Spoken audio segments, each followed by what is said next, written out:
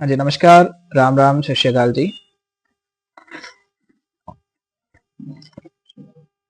Welcome to the online class. ਸਵਾਗਤ ਹੈ ਜੀ ਤੁਹਾਡਾ ਆਨਲਾਈਨ ਸੈਸ਼ਨ ਦੇ ਵਿੱਚ।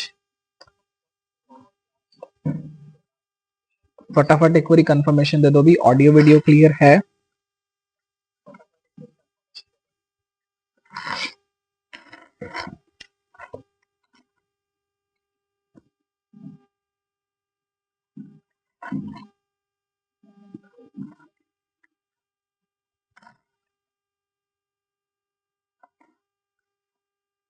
ਚਲੋ, ਤਾਂ ਲਾਸਟ ਸੈਸ਼ਨ ਦੇ ਵਿੱਚ ਆਪਾਂ ਸ਼ੁਰੂ ਜ਼ਰੂਰ ਕੀਤਾ ਸੀ ਇਕੋਸਿਸਟਮ, ਹੈ ਨਾ, ਲੇਕਿਨ ਜਿਹੜੀ ਉਹਦੀ ਸਟਰਕਚਰ ਤੇ ਆਪਣੀ ਜਿਹੜੀ ਕਲਾਸ ਹੈ ਰੁਕ ਗਈ ਸੀ, ਹੈ ਨਾ। ਤਾਂ ਅੱਜ ਆਪਾਂ ਕੰਟੀਨਿਊ ਕਰਦੇ ਹਾਂ ਉਸੇ ਟੌਪਿਕ ਨੂੰ। ਸਟਰਕਚਰ ਪੜਾਂਗੇ, ਇਕੋਸਿਸਟਮ ਦਾ ਸਟਰਕਚਰ ਕੀ ਹੁੰਦਾ ਹੈ। ਫੰਕਸ਼ਨ ਪੜਾਂਗੇ, ਆਪਣੇ ਇਕੋਸਿਸਟਮ ਦਾ ਫੰਕਸ਼ਨ ਕੀ ਹੁੰਦਾ ਹੈ। ਠੀਕ ਹੈ, ਤਾਂ ਫਟਾਫਟ ਇੱਕ ਵਾਰੀ ਕਨਫਰਮੇਸ਼ਨ ਦੇ ਦਿਓ ਵੀ जो भी ऑनलाइन देख रहे हैं ऑडियो वीडियो ओके है।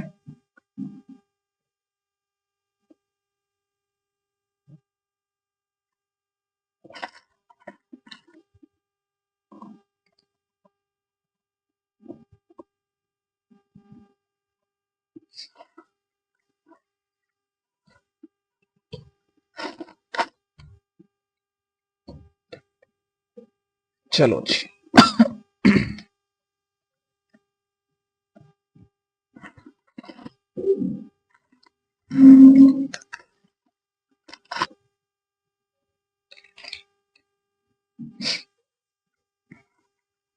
तो शुरू करते हैं जी फिर आप अज का सैशन।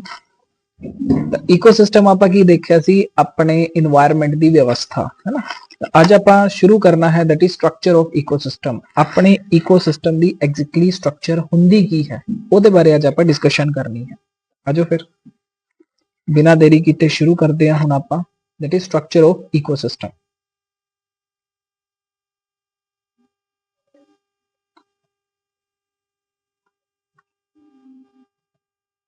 ठीक है, इकोसिस्टम की स्ट्रक्चर दे विच मेनली आपां पंज चीज़ां पढ़ांगे। जिहड़ियां बेसिक चीज़ां है वो की हुंदा है, सब तो पहला आपां कहने आ जी स्पीशीज कंपोजिशन।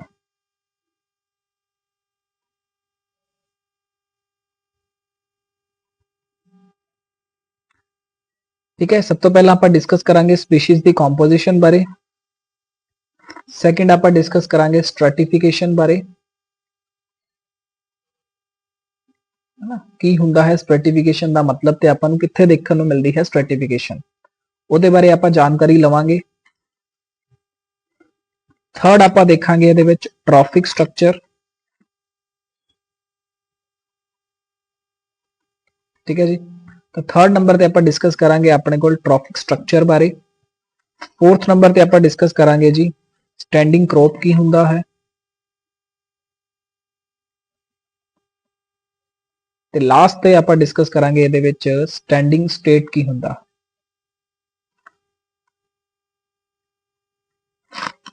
ठीक है, तो लास्ट ते की डिस्कस करांगे आपां स्टैंडिंग स्टेट की हुंदा।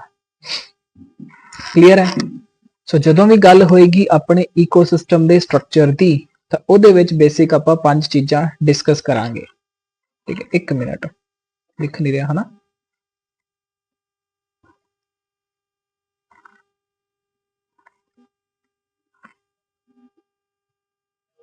ठीक है,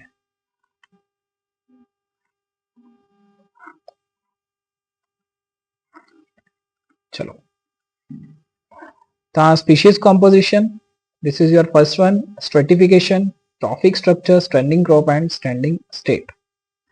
ठीक है, तो सारिया ही चीज़ां डेफिनेशंस अपने को बहुत इंपॉर्टेंट ने। हर एक चीज़ नूं तुसीं ध्यान दे नाल पढ़ना है, ध्यान दे नाल समझना है।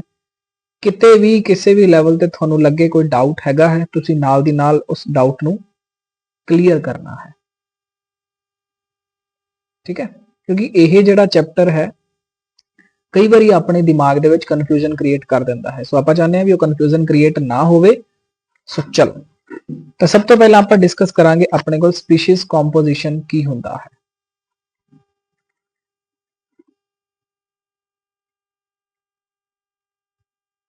देखो, स्पीशीज कंपोजिशन दे विच भी अपने कोल दो चीज़ां आणगियां। तो सब तो पहला अगर मैं थोड़े कोलों पूछां कंपोजिशन का मतलब की होएगा, what is the meaning of composition है ना। हुन कंपोजिशन का मतलब कोई चीज अगर अपने कोल हैगी है तो आप कहने हैं जी ਉਹਦੇ ਵਿੱਚ इंग्रेडिएंट्स ਕਿਹੜੇ ਹੈ। ਸਰਦੀਆਂ ਦਾ ਟਾਈਮ ਪੀਰੀਅਡ ਹੈ ਨਾ, ਆਪਾਂ ਨਾਰਮਲੀ ਦੇਖਾਂਗੇ ਵੈਦਰ ਨੂੰ ਲੈ ਕੇ ਹੈ ਨਾ, ਆਪਣਾ ਮੌਸਮ ਕਿਹੋ ਜਿਹਾ ਹੈ ਉਹਦੇ ਅਕੋਰਡਿੰਗ ਅਗਰ ਮੈਂ ਗੱਲ ਕਰਾਂ ਆਪਾਂ ਕੀ ਕਰਨਾ ਹੈ ਜੀ, ਘਰੇ ਪਿੰਨੀਆਂ ਬਣਾਉਣੀਆਂ ਹੈ ਨਾ। ਤਾਂ ਪਿੰਨੀਆਂ ਬਣਾਉਣ ਦੇ ਵਿੱਚ ਆਪਾਂ ਇਦਾਂ ਦਾ ਨਹੀਂ ਕਰਦੇ ਵੀ ਆਪਣੇ ਕੋਲ ਜਿੰਨਾ ਘਰੇ ਆਟਾ ਪਿਆ ਹੁੰਦਾ ਹੈ ਉਸ ਆਟੇ ਨੂੰ ਆਪਾਂ ਕੜਾਈ ਦੇ ਵਿੱਚ ਪਾਉਂਦੇ ਹਾਂ ਤੇ ਭੁੰਨਣਾ ਸ਼ੁਰੂ ਕਰ ਦਿੰਦੇ ਹਾਂ। ਉਸ ਤੋਂ ਬਾਅਦ ਵਿੱਚ ਘਿਓ ਪਾਇਆ, ਡਰਾਈ ਫਰੂਟ ਪਾਇਆ, ਖੋਇਆ ਪਾਇਆ ਤੇ ਚਲੋ ਵੀ ਪਿੰਨੀਆਂ ਬਣਾ ਲੀਆਂ। ਇਦਾਂ ਦਾ ਨਹੀਂ ਹੁੰਦਾ। ਪ੍ਰੋਪਰ ਕੰਪੋਜੀਸ਼ਨ ਯਾਨੀ ਪ੍ਰੋਪਰ ਮੇਜ਼ਰਮੈਂਟ ਹੁੰਦੀ ਹੈ। ਸਭ ਤੋਂ ਪਹਿਲਾਂ ਆਟਾ ਕਿੰਨਾ ਲੈਣਾ ਹੈ, ਫਿਰ ਆਪਾਂ ਕਹਿੰਦੇ ਹਾਂ ਜੀ ਡਰਾਈ ਫਰੂਟ ਵਿੱਚ ਕਿੰਨਾ ਐਡ ਕਰਨਾ ਹੈ, ਕਿੰਨਾ ਘਿਓ ਪਾਣਾ ਹੈ, ਕਿੰਨਾ ਆਪਣੇ ਕੋਲ ਖੋਇਆ ਚਾਹੀਦਾ ਹੈ ਨਾ। ਤਾਂ ਉਹ ਹੁੰਦੀ ਹੈ ਕੰਪੋਜੀਸ਼ਨ, ਇੱਕ ਪ੍ਰੋਪਰ ਡੈਫੀਨਿਟ ਅਮਾਉਂਟ ਹੁੰਦੀ ਹੈ ਹਰ ਇੱਕ ਚੀਜ਼ ਦੀ ਹੈ ਨਾ। ਸਪੀਸੀਜ਼ ਕੰਪੋਜੀਸ਼ਨ ਦੀ ਅਗਰ ਗੱਲ ਕਰੀਏ ਤਾਂ ਸਪੀਸੀਜ਼ ਕੰਪੋਜੀਸ਼ਨ ਦੇ ਵਿੱਚ ਕੀ ਹੁੰਦਾ ਹੈ, ਮੇਨ ਦੋ ਚੀਜ਼ਾਂ ਆਉਂਦੀਆਂ ਹੈ। ਇੱਕ ਤੁਸੀਂ ਕਹੋਗੇ ਜੀ identification of species,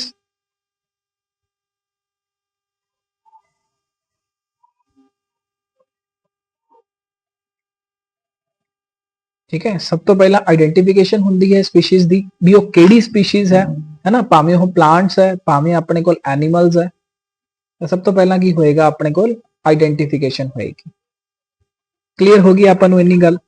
second number ते आपां की करांगे, आइडेंटिफिकेशन कर ली भी भाई ये प्लांट्स ने, ये अपने कोल एनिमल्स ने, उस तो बाद उन्हां दा नंबर की है। अगर एल्गी है या ब्रायोफाइट्स है, टेरिडोफाइट्स है, जिम्नोस्पर्म है, एंजियोस्पर्म है, कितनी क्वांटिटी कितना नंबर है। एनिमल्स की गल करिए किन्ने इंसैक्ट ने है ना, किन्ने वर्टिब्रेट्स ने। ਤਾਂ ਆਹ ਸਾਰੀਆਂ ਚੀਜ਼ਾਂ ਆਪਾਂ ਡਿਸਕਸ ਕਰਦੇ ਹੁੰਨੇ ਹਾਂ ਸਪੀਸੀਜ਼ ਕੰਪੋਜੀਸ਼ਨ ਦੇ ਵਿੱਚ। So identification of species and enumeration of species.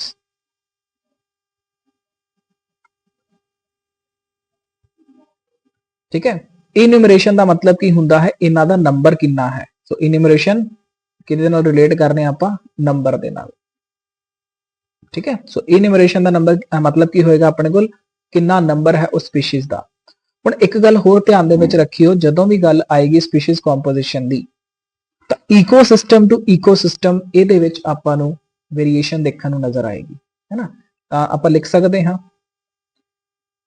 Very according to ecosystem.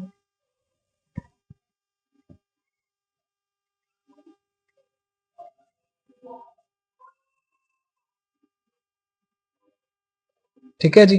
ਜਿਹੜੀ ਆਪਣੇ ਕੋਲ ਸਪੀਸੀਜ਼ ਦੀ ਕੰਪੋਜੀਸ਼ਨ ਹੈ ਇਹ ਕਿਹਦੇ ਅਕੋਰਡਿੰਗ ਵੇਰੀ ਕਰੇਗੀ, ਆਪਣੀ ਇਕੋਸਿਸਟਮ ਦੇ ਅਕੋਰਡਿੰਗ। ਤੁਸੀਂ ਕਹੋਗੇ ਜੀ ਸਰ ਕੋਈ ਐਗਜ਼ਾਮਪਲ ਦਿਓ। ਆਪਾਂ ਐਗਜ਼ਾਮਪਲ ਲੈ ਕੇ ਚੱਲਦੇ ਹਾਂ। ਆਪਾਂ ਕਹੀਏ ਇੱਕ ਡੈਜ਼ਰਟ ਵਾਲਾ ਇਕੋਸਿਸਟਮ ਹੈ ਤੇ ਇੱਕ ਆਪਣੇ ਕੋਲ ਟ੍ਰੋਪੀਕਲ ਰੇਨ ਫੋਰੈਸਟ ਵਾਲਾ।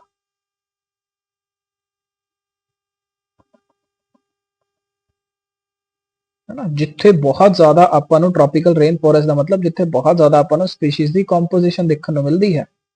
बोलो मिलती है ना, तुसीं कहोगे बिल्कुल मिलती है सर। डेजर्ट दे विच इन्नी स्पीशीज कंपोजिशन आपां नूं नहीं देखने को मिलती। सो इकोसिस्टम टू इकोसिस्टम यह अपने कोल वेरीएशन हमेशा ही देखने को मिलेगी।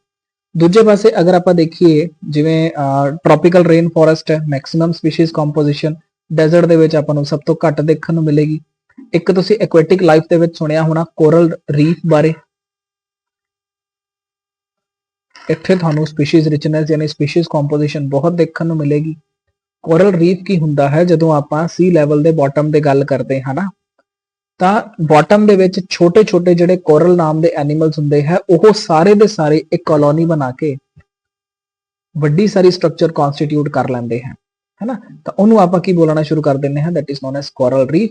ਤੇ ਉਹ ਆਪਦੇ ਅਰਾਊਂਡ ਕੈਲਸ਼ੀਅਮ ਕਾਰਬੋਨੇਟ ਦਾ ਸ਼ੈਲ ਜਮਾ ਕਰਨਾ ਸ਼ੁਰੂ ਕਰ ਦਿੰਦੇ ਹਨ। ਬਹੁਤ ਜ਼ਿਆਦਾ ਉਹਨਾਂ ਦੀ ਕੁਆਂਟੀਟੀ ਆਪਾਂ ਨੂੰ ਦੇਖਣ ਨੂੰ ਮਿਲਦੀ ਹੈ। ਠੀਕ ਹੈ। ਸੋ ਇਹ ਆਏਗਾ ਜੀ ਆਪਣੇ ਕੋਲ ਸਪੀਸੀਜ਼ ਕੰਪੋਜੀਸ਼ਨ ਦੇ ਵਿੱਚ। ਸਭ ਤੋਂ ਪਹਿਲਾਂ ਆਈਡੈਂਟੀਫਾਈ ਕਰਾਂਗੇ ਸਪੀਸੀਜ਼ ਨੂੰ की है, वो प्लांट है, एनिमल है ना।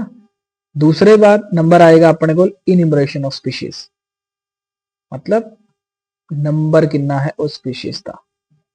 बोलो भी गल इत्थे तक क्लीयर हुई? कोई डाउट है तो पूछो, फिर चलांगे आप अगे। 1 मिनट का टाइम है तुहाडे कोल, रिवाइज कर लो।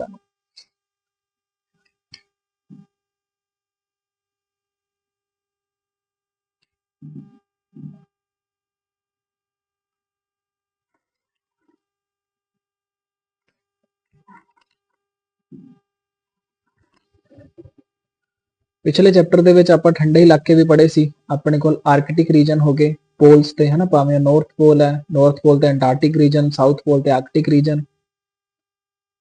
ਠੰਡੇ ਇਲਾਕੇ ਮਤਲਬ ਉੱਥੇ ਵੀ ਸਪੀਸੀਜ਼ ਕੰਪੋਜੀਸ਼ਨ ਆਪਾਂ ਨੂੰ ਬਹੁਤ ਜ਼ਿਆਦਾ ਘੱਟ ਦੇਖਣ ਨੂੰ ਮਿਲੇਗੀ। ਠੀਕ ਹੈ, so this is your first one, that is species composition. Now second ਆਪਾਂ ਡਿਸਕਸ ਕਰਦੇ ਹਾਂ ਇੱਥੇ ਸਟ੍ਰੈਟੀਫਿਕੇਸ਼ਨ।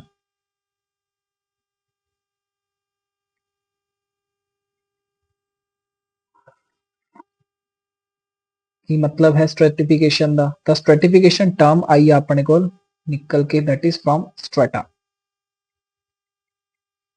ਤੇ ਸਟ੍ਰੈਟਾ ਦਾ ਮਤਲਬ ਕੀ ਹੁੰਦਾ ਆਪਣੇ ਕੋਲ ਜੀ? ਲੇਅਰ। ਤਾਂ ਜਦੋਂ ਆਪਣੇ ਕੋਲ ਵਰਟੀਕਲ ਡਿਸਟ੍ਰੀਬਿਊਸ਼ਨ ਇੱਥੇ ਹੌਰੀਜ਼ੌਂਟਲ ਦੀ ਗੱਲ ਨਹੀਂ ਕੀਤੀ ਗਈ, ਇੱਥੇ ਆਪਾਂ ਵਰਟੀਕਲੀ ਗੱਲ ਕਰ ਰਹੇ ਹਾਂ। ਸੋ ਵਰਟੀਕਲ ਡਿਸਟ੍ਰੀਬਿਊਸ਼ਨ ਆਫ ਆਰਗੈਨਿਜ਼ਮਸ। ਠੀਕ ਹੈ, ਛੋਟੀ ਜਿਹੀ ਐਗਜ਼ਾਮਪਲ ਆਪਾਂ ਕਹਿੰਦੇ ਹਾਂ ਜੀ ਆਪਣੇ ਕੋਲ ਇੱਕ ਫੋਰੈਸਟ ਹੈ, ਡੈਂਸ ਫੋਰੈਸਟ ਹੈ, ਟ੍ਰੋਪੀਕਲ ਰੇਨ ਫੋਰੈਸਟ ਹੈ। ਉਹਦੇ ਵਿੱਚ ਆਪਾਂ ਨੂੰ ਕੀ ਦੇਖਣ ਨੂੰ ਮਿਲਦਾ ਹੈ? ਛੋਟੀਆਂ-ਛੋਟੀਆਂ ਘਾਸ ਵਰਗੀਆਂ ਸਟਰਕਚਰ ਦੇਖਣ ਨੂੰ ਮਿਲਦੀਆਂ ਹਨ, ਬੂਟੀਆਂ ਦੇਖਣ ਨੂੰ ਮਿਲਦੀਆਂ ਹਨ, ਜਿਹਨੂੰ ਆਪਾਂ ਕਹਿੰਦੇ ਹਾਂ ਹਰਬਸ, ਹੈ ਨਾ। ਉਸ ਤੋਂ ਉੱਚੀ ਹਾਈਟ ਦੇ ਆਪਾਂ ਨੂੰ ਝਾੜੀਆਂ ਦੇਖਣ ਨੂੰ ਮਿਲਦੀਆਂ ਹਨ, ਸ਼ਰਬਸ ਤੇ ਟਰੀਜ਼ ਵੀ ਦੇਖਣ ਨੂੰ ਮਿਲਦੇ ਹਨ, ਹੈ ਨਾ। ਤਾਂ ਹੁਣ ਦੇਖੋ, ਇੱਕੋ ਹੀ ਆਪਣੇ ਕੋਲ ਕੀ ਹੈ? ਲੈਂਡ ਹੈ, ਉੱਥੇ ਆਪਾਂ ਨੂੰ ਆ ਦੇਖੋ ਮੈਂ ਬਣਾ ਦੇਣਾ। ਠੀਕ ਹੈ, ਦੇਖੋ ਡਿਸਟ੍ਰੀਬਿਊਸ਼ਨ ਦੇਖਣ ਨੂੰ ਮਿਲ ਰਿਹਾ ਨਾ, ਵਰਟੀਕਲ ਡਿਸਟ੍ਰੀਬਿਊਸ਼ਨ, ਜਮਾ ਛੋਟਾ, ਉਸ ਤੋਂ ਵੱਡਾ, ਉਸ ਤੋਂ ਵੱਡਾ। ਤਾਂ ਇਹਦਾ ਸਿੰਪਲ ਜਿਹਾ ਮਤਲਬ ਕੀ ਹੈ? ਇੱਕ ਮਿੰਟ,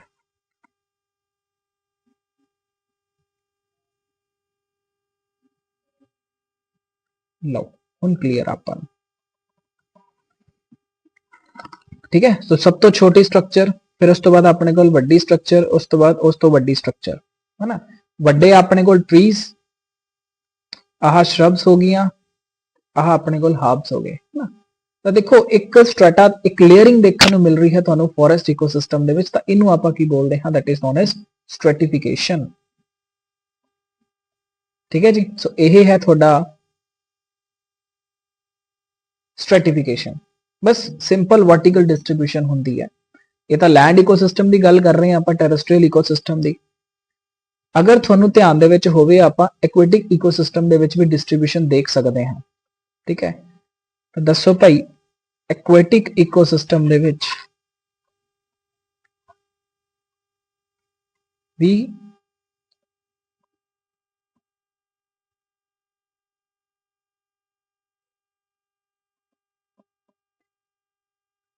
ਐਕੁਆਟਿਕ ਇਕੋਸਿਸਟਮ ਦੇ ਵਿੱਚ ਵੀ ਆਪਾਂ ਨੂੰ ਡਿਸਟ੍ਰੀਬਿਊਸ਼ਨ ਦੇਖਣ ਨੂੰ ਮਿਲਦੀ ਹੈ। ਆਪਾਂ ਕਹਿੰਦੇ ਆ ਜੀ, ਜਿਹੜੀ ਲਾਈਟ ਜ਼ੋਨ ਹੁੰਦੀ ਹੈ ਉਹਦੇ ਟੌਪ ਲੇਅਰ ਤੇ ਆਪਾਂ ਨੂੰ ਗ੍ਰੀਨ ਐਲਗੀ ਦੇਖਣ ਨੂੰ ਮਿਲਦੀ ਹੈ। ਠੀਕ ਹੈ, ਫਿਰ ਆਪਾਂ ਕਹਿੰਦੇ ਆ ਜੀ ਜਿਹੜੀ ਮਿਡਲ ਜ਼ੋਨ ਹੁੰਦੀ ਹੈ ਉਹਦੇ ਵਿੱਚ ਆਪਾਂ ਨੂੰ ਬਰਾਊਨ ਐਲਗੀ ਦੇਖਣ ਨੂੰ ਮਿਲਦੀ ਹੈ। ਤੇ ਜਿਹੜੀ ਬਿਲਕੁਲ ਬਾਟਮ ਤੇ, ਲਾਈਟ ਜ਼ੋਨ ਦਾ ਬਾਟਮ, ਮੈਂ ਬਿਲਕੁਲ ਬਾਟਮ ਦੀ ਬੈਂਥਿਕ ਜ਼ੋਨ ਦੀ ਗੱਲ ਨਹੀਂ ਕਰ ਰਿਹਾ, ਮੈਂ ਗੱਲ ਕਰ ਰਿਹਾ ਲਾਈਟ ਜ਼ੋਨ ਦੇ ਸਭ ਤੋਂ ਬਾਟਮ ਤੇ ਆਪਾਂ ਨੂੰ ਕੀ ਦੇਖਣ ਨੂੰ ਮਿਲਦਾ ਹੈ ਜੀ? ਤੁਸੀਂ ਕਹੋਗੇ ਰੈਡ ਐਲਗੀ। ਚਲੋ ਫਟਾਫਟ ਇਹ ਵੀ ਮੈਂਸ਼ਨ ਕਰ ਦੋ ਲੱਗਦੇ ਹੱਥ। ਗ੍ਰੀਨ ਐਲਗੀ ਤਾਂ ਪਤਾ ਹੈ, ਚਲੋ ਤੁਹਾਨੂੰ ਕਲੋਰੋਫਿਲ ਇੱਕ ਮੇਨ ਪਿਗਮੈਂਟ ਹੁੰਦਾ ਹੈ। ਬ੍ਰਾਊਨ ਐਲਗੀ ਤੇ ਰੈਡ ਐਲਗੀ ਦੀ ਅਗਰ ਆਪਾਂ ਗੱਲ ਕਰ ਰਹੇ ਹਾਂ, ਤਾਂ ਬ੍ਰਾਊਨ ਐਲਗੀ ਦੇ ਵਿੱਚ ਕਿਹੜਾ ਪਿਗਮੈਂਟ ਹੁੰਦਾ ਹੈ ਤੇ ਰੈਡ ਐਲਗੀ ਦੇ ਵਿੱਚ ਕਿਹੜਾ ਪਿਗਮੈਂਟ ਹੁੰਦਾ ਹੈ?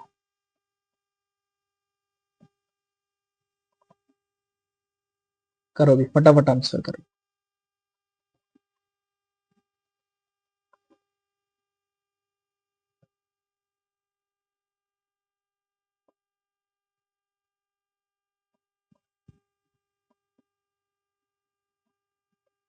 ਕਰੋ ਵੀ ਕਰੋ, ਆਨਸਰ ਕਰੋ, ਕੀ ਆਨਸਰ ਆਏਗਾ?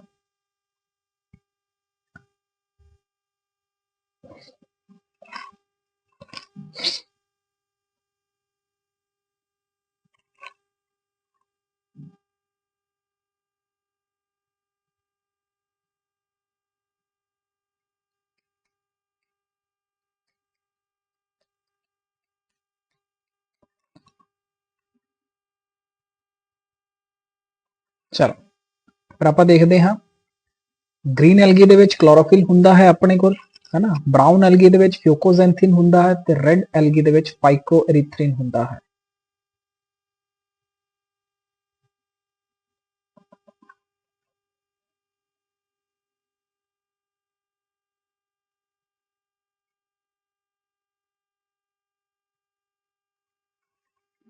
ਠੀਕ ਹੈ ਜੀ। ਸੋ ਇਹਨੂੰ ਤੁਸੀਂ ਧਿਆਨ ਦੇ ਵਿੱਚ ਰੱਖਣਾ ਹੈ। ਸੋ ਇਹ ਸਰਟੀਫਿਕੇਸ਼ਨ ਆਪਾਂ ਨੂੰ ਐਕੁਆਟਿਕ ਇਕੋਸਿਸਟਮ ਦੇ ਵਿੱਚ ਵੀ ਦੇਖਣ ਨੂੰ ਮਿਲਦੀ ਹੈ। ਤਾਂ ਪੜ੍ਹਾ ਦਈਏ ਫਿਰ ਤੁਹਾਨੂੰ ਪੀਡੀਐਫ ਤੋਂ ਥੋੜਾ ਜਿਹਾ।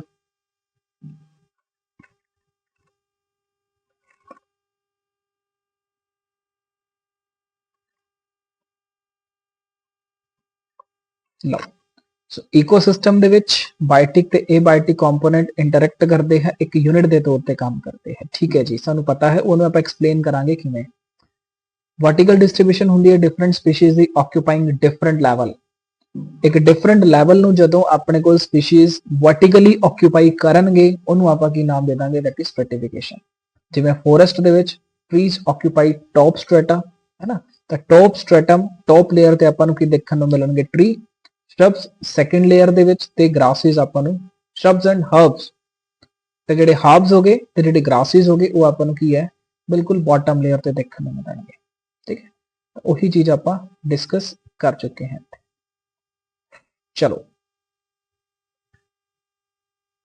ਪੌਂਡ ਇਕੋਸਿਸਟਮ ਬਾਅਦ ਦੇ ਵਿੱਚ ਕਰਾਂਗੇ। ਹੁਣ ਅੱਗੇ ਆਨੇ ਆਪਾਂ ਸਟੈਂਡਿੰਗ ਕਰੋਪ ਕੀ ਹੁੰਦਾ ਹੈ, ਸਟੈਂਡਿੰਗ ਸਟੇਟ ਕੀ ਹੁੰਦਾ ਹੈ, ਉਹਦੇ ਬਾਰੇ ਆਪਾਂ ਪਹਿਲਾਂ ਜਾਣਕਾਰੀ ਲੈਣੀ, ਫਿਰ ਆਪਾਂ ਫੰਕਸ਼ਨ ਤੇ ਆਵਾਂਗੇ। ਲਓ, ਹੈ ਨਾ, ਆਪਣੇ ਨੋਟਸ ਦੇ ਵਿੱਚ ਵੀ ਲਿਖ ਦਿੰਨੇ ਆਪਾਂ।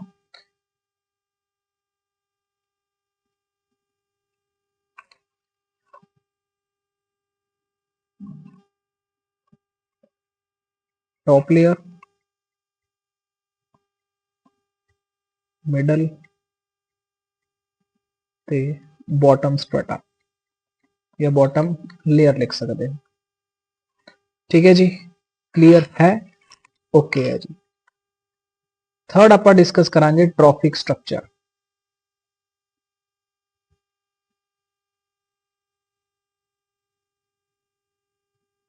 है ना, what is the meaning of trophic structure. Trophic का मतलब की हुंदा अपने को न्यूट्रिशन, ट्रोफ का मतलब की हुंदा है न्यूट्रिशन, है ना।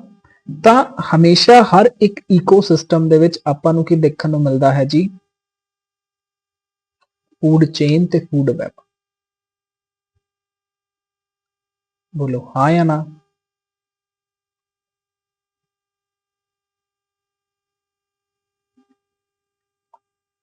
ਤਾਂ ਹਰ ਇੱਕ ਇਕੋਸਿਸਟਮ ਦੇ ਵਿੱਚ ਆਪਾਂ ਨੂੰ ਫੂਡ ਚੇਨ ਯਾਨੀ ਨਿਊਟ੍ਰੀਸ਼ਨ, ਇੱਕ ਆਰਗੇਨਿਜ਼ਮ ਨੇ ਦੂਸਰੇ ਆਰਗੇਨਿਜ਼ਮ ਨੂੰ ਕੰਜ਼ਿਊਮ ਕਰਨਾ ਹੈ ਨਿਊਟ੍ਰੀਸ਼ਨ ਲਈ, ਹੈ ਨਾ। ਤਾਂ ਫੂਡ ਚੇਨ ਵੀ ਦੇਖਣ ਨੂੰ ਮਿਲਦਾ ਹੈ, ਤਾਂ ਫੂਡ ਵੈਬ ਵੀ ਦੇਖਣ ਨੂੰ ਮਿਲਦਾ ਹੈ, that is interconnected food chain, ਹੈ ਨਾ।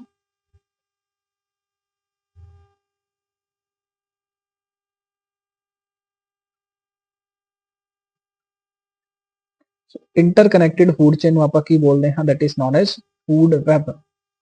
ਤੇ ਫੂਡ ਚੇਨ ਮਤਲਬ ਇੱਕ ਇਹੋ ਜਿਹਾ ਸੀਕੁਐਂਸ਼ੀਅਲ ਇਵੈਂਟ ਜਿਹਦੇ ਵਿੱਚ ਨਿਊਟ੍ਰੀਸ਼ਨ ਲਈ ਇੱਕ ਆਰਗੇਨਿਜ਼ਮ ਦੂਸਰੇ ਨੂੰ ਕੰਜ਼ਿਊਮ ਕਰਦਾ ਹੈ ਨਾ, ਤਾਂ ਉਹਨੂੰ ਆਪਾਂ ਕੀ ਨਾਮ ਦੇਵਾਂਗੇ, ਦੈਟ ਇਜ਼ ਫੂਡ ਚੇਨ।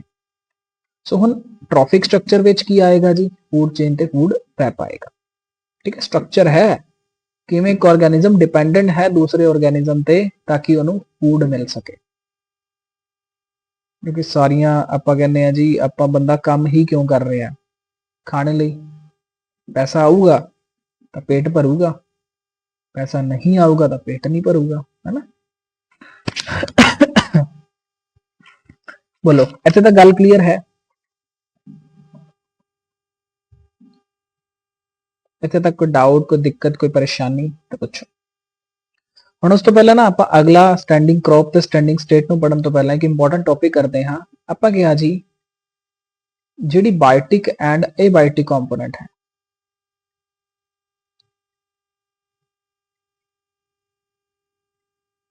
ਉਹ ਇੱਕ ਯੂਨਿਟ ਦੇ ਸਮਾਨ ਕੰਮ ਕਰ ਰਹੇ ਆ। ਸੋ ਐਕਟਸ ਐਜ਼ ਅ ਯੂਨਿਟ। ਹੁਣ ਅਗਰ ਮੈਂ ਤੁਹਾਡੇ ਕੋਲੋਂ ਪੁੱਛਾਂ ਕੀ ਮਤਲਬ ਹੈ ਇੱਕ ਯੂਨਿਟ ਦੇ ਸਮਾਨ ਕੰਮ ਕਰਨ ਦਾ, ਬਾਇਓਟਿਕ ਜਿਹੜੇ ਕੰਪੋਨੈਂਟਸ ਹੁੰਦੇ ਹੈ ਉਹ ਇਹ ਬਾਇਓਟਿਕ ਕੰਪੋਨੈਂਟ ਦੇ ਨਾਲ ਹੱਥ ਮਿਲਾ ਕੇ ਇੱਕ ਯੂਨਿਟ ਦੇ ਇੱਕ ਇਕਾਈ ਦੇ ਨਾਲ ਕੰਮ ਕਰਦੇ ਹੈ, ਇਕਾਈ ਦੇ ਸਮਾਨ ਕੰਮ ਕਰਦੇ ਹੈ। ਦੱਸੋ ਵੀ ਕੀ ਮਤਲਬ ਹੈ ਇਹਦਾ?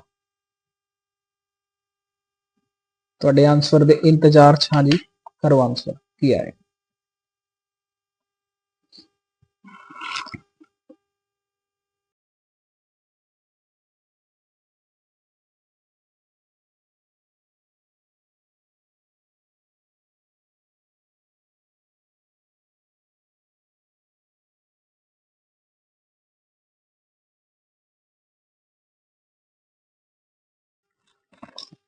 बोलो भी बोलो, की मतलब होएगा फंक्शंस एज अ यूनिट।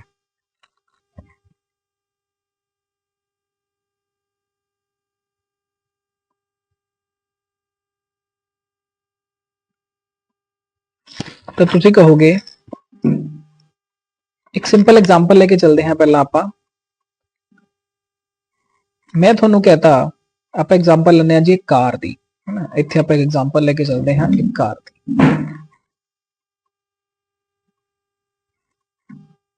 तुसी कार दे विच बैठे हो ते तुसी गियर ऑन कर लिया, गियर पा लिया ते तुसी कहा भी चलो कार चलाइए, लेकिन फिर भी थोड़ी जिहड़ी कार है वो नहीं चलेगी, है ना।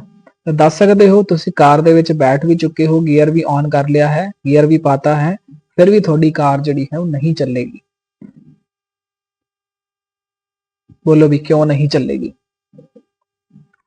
तो तुसी कहोगे सर पहली पॉसिबिलिटी हो सकती है कार दे विच फ्यूल ना होवे, कार की जिहड़ी बैटरी है वो ना होवे, है ना। मैं कहता जी उहदे विच कोई मैकेनिकल डैमेज नहीं हैगा, सब कुछ सेट है, कार बिल्कुल ओके रिपोर्ट च है, फिर भी कार नहीं चली। तो दसो की कारण होगा?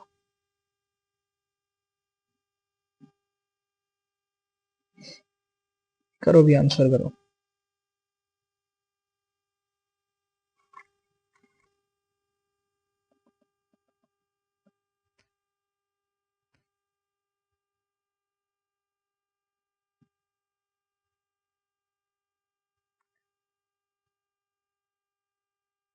तुसी कहोगे सर हो सकता है जिहड़ी की है या चाबी है वही ना लगाई होवे ते कार नूं ऑन ही ना कीता होवे। हाँ बिल्कुल 100% सही है। चलो मैं कहता जी कार नूं चाबी भी ला ली, ऑन भी कर लिया, इंजन भी ऑन कर लिया, है ना। तुसी गियर भी पाता फिर भी कार नहीं चली। तुसी कहोगे सर क्लच ही नहीं छड्डिया, है ना। क्लच पहला आपां की करांगे, प्रेस करांगे, गियर पावांगे, क्लच हौली हौली छड्डांगे, हौली हौली रेस देवांगे ते अल्टीमेटली कार अगे मूव करेगी। अगर ਉਹਦੇ ਵਿੱਚੋਂ ਇੱਕ ਵੀ ਸਟੈਪ ਆਪਾਂ ਉੱਪਰ ਨੀਚੇ ਕੀਤਾ ਤਾਂ ਆਪਣੀ ਕਾਰ ਨਹੀਂ ਚੱਲੇਗੀ, है ना। ਤਾਂ ਉਵੇਂ ਹੀ ਬਾਇਓਟਿਕ ਤੇ एबायोटिक ਕੰਪੋਨੈਂਟ ਇੱਕ ਇਕਾਈ ਦੇ ਸਮਾਨ ਕੰਮ ਕਰ ਰਹੀ ਹੈ ਆਪਣੇ ਇਕੋਸਿਸਟਮ ਦੇ ਵਿੱਚ।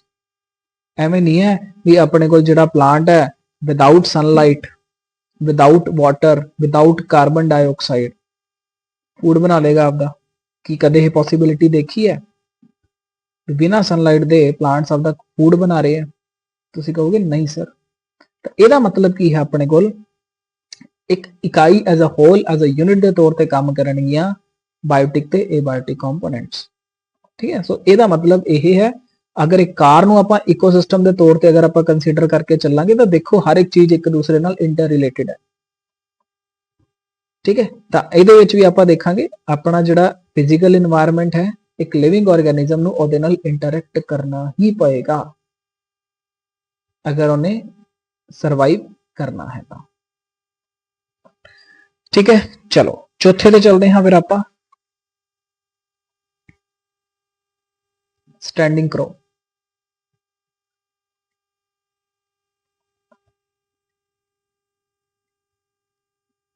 स्टैंडिंग क्रॉप की हुंदा है ना। तुसी कहोगे जी क्रॉप का मतलब हुंदा फसल, ते फसल की हुंदी है जी अपने कोल प्लांट्स उगाए मतलब लिविंग ऑर्गेनिज्म, है ना। ਤਾਂ ਸਿੰਪਲ ਤੁਸੀਂ ਇਹੀ ਚੀਜ਼ ਇੱਥੇ ਧਿਆਨ ਦੇ ਵਿੱਚ ਰੱਖਣੀ ਹੈ ਕਿਸੇ ਇੱਕ ਗਿਵਨ ਟਾਈਮ ਤੇ, ਕਿਸੇ ਪਾਰਟਿਕੂਲਰ ਟਾਈਮ ਤੇ ਆਪਣੇ ਕੋਲ ਕਿਸੇ ਏਰੀਆ ਦੇ ਵਿੱਚ ਟੋਟਲ ਕਿੰਨਾ ਲਿਵਿੰਗ ਮੈਟਰ ਜਾਂ ਬਾਇਓਮਾਸ ਪ੍ਰੈਜ਼ੈਂਟ ਹੈ।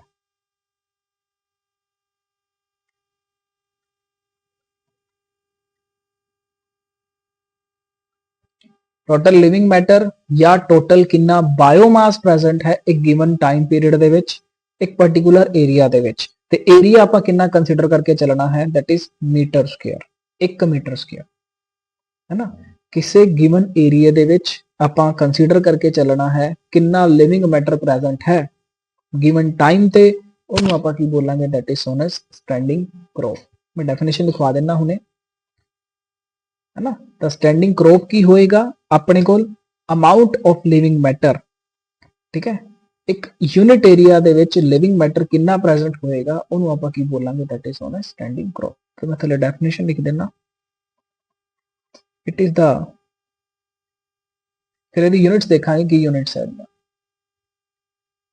amount of living matter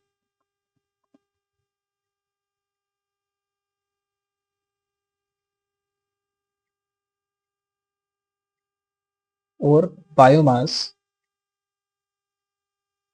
present in unit area बोलो गल क्लियर हुई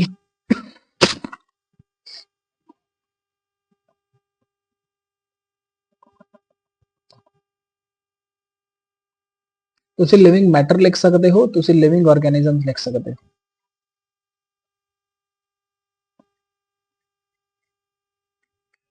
ਇੱਕ ਮੀਟਰ ਸਕੁਅਰ ਦੇ ਏਰੀਆ ਦੇ ਵਿੱਚ ਕਿਸੇ ਵੀ ਇਕੋਸਿਸਟਮ ਦੇ ਵਿੱਚ ਅਗਰ ਆਪਾਂ ਗੱਲ ਕਰੀਏ ਕਿੰਨਾ ਲਿਵਿੰਗ ਮੈਟਰ ਹੈ ਕਿੰਨੇ ਲਿਵਿੰਗ ਆਰਗੇਨਿਜ਼ਮ ਪ੍ਰੈਜ਼ੈਂਟ ਹੈ ਹੁਣ ਲਿਵਿੰਗ ਆਰਗੇਨਿਜ਼ਮ ਦਾ ਮਤਲਬ ਕੀ ਹੋਏਗਾ ਇੱਥੇ ਤਾਂ ਤੁਸੀਂ ਧਿਆਨ ਦੇ ਵਿੱਚ ਰੱਖਣਾ ਹੈ ਇੱਥੇ ਲਿਵਿੰਗ ਆਰਗੇਨਿਜ਼ਮ ਦਾ ਮਤਲਬ ਹੈ ਥੱਲੇ ਦਿਖ ਰਿਹਾ ਨਾ ਦਿਖ ਰਿਹਾ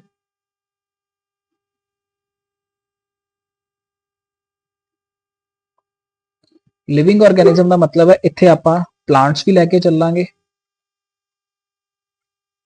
ਇੱਥੇ ਆਪਾਂ ਐਨੀਮਲਸ ਵੀ ਲੈ ਕੇ ਚੱਲਾਂਗੇ ਠੀਕ ਹੈ ਇੱਥੇ ਆਪਾਂ ਮਾਈਕਰੋਬਸ ਵੀ ਲੈ ਕੇ ਚੱਲਾਂਗੇ ਤਾਂ ਲਿਵਿੰਗ ਮੈਟਰ ਦਾ ਮਤਲਬ ਜਾਂ ਲਿਵਿੰਗ ਆਰਗੇਨਿਜ਼ਮ ਦਾ ਮਤਲਬ ਕੀ ਹੈ ਸਾਰੇ ਪਲਾਂਟਸ ਐਨੀਮਲਸ ਮਾਈਕਰੋਬਸ ਮੈਂ ਕਹਤਾ ਜੀ ਆਪਾਂ ਇੱਕ ਖੇਤ ਦੀ ਗੱਲ ਕਰੀਏ ਹੈਨਾ ਉਸ ਖੇਤ ਦੇ ਵਿੱਚ ਪਲਾਂਟਸ ਵੀ ਹੋਣਗੇ ਉਸ ਖੇਤ ਦੇ ਵਿੱਚ ਆਪਾਂ ਵੀ ਗੇੜਾ ਮਾਰਨ ਜਾਂਦੇ ਹੋਵਾਂਗੇ ਐਨੀਮਲਸ ਵੀ ਹੋਣਗੇ ਹੈਨਾ ਛੋਟੇ ਛੋਟੇ ਚੂਹੇ ਵੀ ਹੋਣਗੇ ਆਪਾਂ ਕਹਿੰਦੇ ਜੀ ਜੰਗਲੀ ਸੂਅਰ ਆ ਜਾਂਦੇ ਆਪਣੇ ਖੇਤਾਂ ਦੇ ਵਿੱਚ ਉਹ ਵੀ ਹੋਣਗੇ ਤਾਂ ਜਿੰਨਾ ਲਿਵਿੰਗ ਮੈਟਰ ਇੱਕ ਯੂਨਿਟ ਏਰੀਆ ਦੇ ਵਿੱਚ ਪਰ ਮੀਟਰ ਸਕੁਅਰ ਦੇ ਵਿੱਚ ਆਪਾਂ ਨੂੰ ਦੇਖਣ ਨੂੰ ਮਿਲੇਗਾ ਕਿਸੇ ਗਿਵਨ ਪਾਰਟਿਕੂਲਰ ਟਾਈਮ ਦੇ ਵਿੱਚ ਉਹਨੂੰ ਆਪਾਂ ਕੀ ਕਵਾਂਗੇ that is known S standing crop ਠੀਕ ਹੈ ਹੁਣ ਇਹਦੀ ਯੂਨਿਟਸ ਕੀ ਹੋਣਗੀਆਂ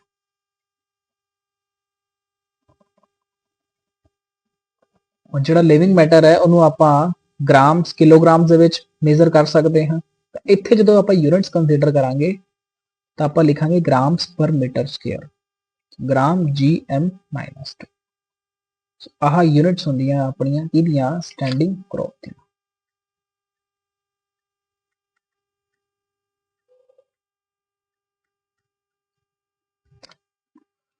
बोलो भी गल इत्थे तक क्लियर हुई फिर स्टैंडिंग स्ट्रेट करके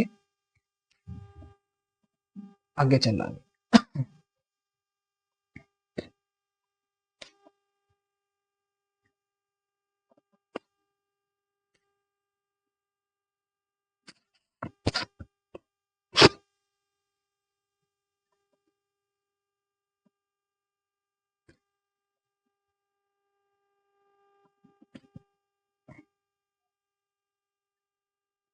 हाँ जी एनी डाउट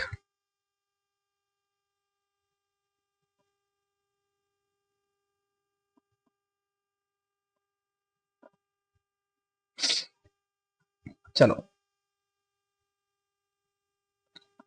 सो ਜਿਹੜਾ ਇਹ ਆਪਣੇ ਕੋਲ ਸਟੈਂਡਿੰਗ ਕਰੋਪ ਹੈ ਟਾਈਮ ਟੂ ਟਾਈਮ ਆਪਣੇ ਕੋਲ ਚੇਂਜ ਹੁੰਦੀ ਰਹੇਗੀ ਸਟੈਟਿਕ ਨਹੀਂ ਹੁੰਦੀ ਕਦੇ ਵੀ ਅਗਰ ਲਿਵਿੰਗ ਆਰਗੇਨਿਜ਼ਮ ਚੇਂਜ ਹੋ ਰਹੇ ਹੈ ਟਾਈਮ ਟੂ ਟਾਈਮ ਤਾਂ ਫਿਰ ਸਟੈਂਡਿੰਗ ਕਰੋਪ ਕਿਵੇਂ ਸਟੈਟਿਕ ਹੋ ਸਕਦੀ ਹੈ ਹੈਨਾ ਸੋ ਇਹ ਹਮੇਸ਼ਾ ਚੇਂਜ ਹੋਏਗੀ ਟਾਈਮ ਟੂ ਟਾਈਮ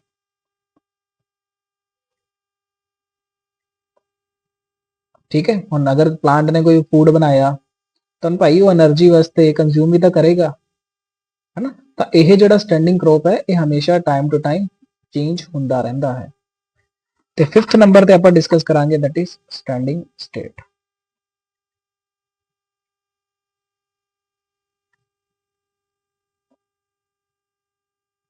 ਇੱਕ ਪਾਰਟਿਕੂਲਰ ਟਾਈਮ ਦੇ ਵਿੱਚ ਕਿੰਨੇ ਨਿਊਟ੍ਰੀਐਂਟਸ ਅਵੇਲੇਬਲ ਹੈਗੇ ਆ ਉਸ ਗਿਵਨ ਇਕੋਸਿਸਟਮ ਦੇ ਵਿੱਚ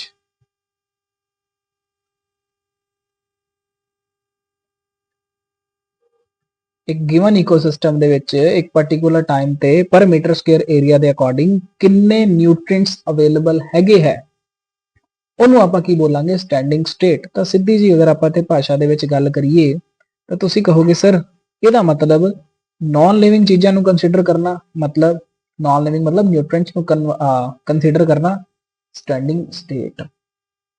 ਸਟੇਟ ਤੋਂ ਨਾਮ ਯਾਦ ਕਰ ਲਓ, ਆਪਾਂ ਕਹਿੰਦੇ ਨਾ 28 ਸਟੇਟਸ ਹੈਗੀਆਂ ਆਪਣੀਆਂ, ਤਾਂ ਸਟੇਟਸ ਨੂੰ ਆਪਾਂ ਕਿਹੜੀ ਐਂਟਾਈਟੀ ਲੈ ਕੇ ਚੱਲਾਂਗੇ, ਉਹਨੂੰ ਕਹਾਂਗੇ ਸਟੇਟ ਇੱਕ ਬੰਦਾ ਹੈ ਜਾਂ ਬੁੜੀ ਹੈ, ਇਦਾਂ ਨਹੀਂ ਕਹਾਂਗੇ ਨਾ। ਵੇਟ ਅ ਮਿੰਟ,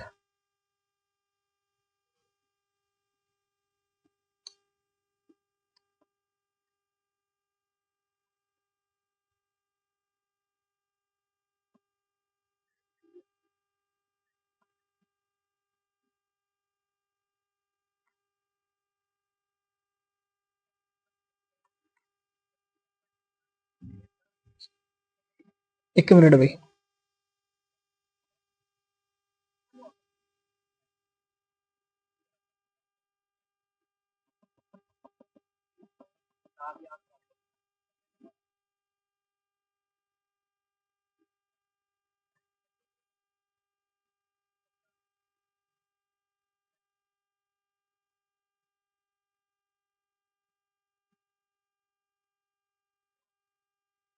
ਹਾਂ, ਤਾਂ ਆਪਾਂ ਮੇਲ ਫੀਮੇਲ ਕੰਸੀਡਰ ਕਰਕੇ ਨਹੀਂ ਚੱਲਦੇ ਵੀ ਪੰਜਾਬ ਇੱਕ ਮੇਲ ਹੈ ਜਾਂ ਫੀਮੇਲ ਹੈ ਹਨਾ, ਤਾਂ ਉੱਥੋਂ ਆਪਾਂ ਕੰਸੀਡਰ ਕਰਕੇ ਸਟੇਟ ਤੋਂ ਕੰਸੀਡਰ ਕਰਕੇ ਚੱਲਾਂਗੇ ਵੀ ਆਪਣੇ ਕੋਲ ਉੱਥੇ ਆਪਾਂ ਕੀ ਲੈ ਕੇ ਚੱਲਣਾ ਹੈ, ਨਾਨ ਲਿਵਿੰਗ ਮੈਟਰ ਨੂੰ ਕੰਸੀਡਰ ਕਰਕੇ ਚੱਲਣਾ ਹੈ। ਸਿੱਧਾ ਜਿਹਾ ਮਤਲਬ ਹੈ ਆਪਣੇ ਕੋਲ ਨਿਊਟ੍ਰੀਐਂਟਸ ਦੀ ਅਵੇਲੇਬਿਲਿਟੀ ਕਿੰਨੀ ਹੈ ਉਸ ਇਕੋਸਿਸਟਮ ਦੇ ਵਿੱਚ, ਉਹਨੂੰ ਆਪਾਂ ਕੀ ਬੋਲਾਂਗੇ, that is known as standing state.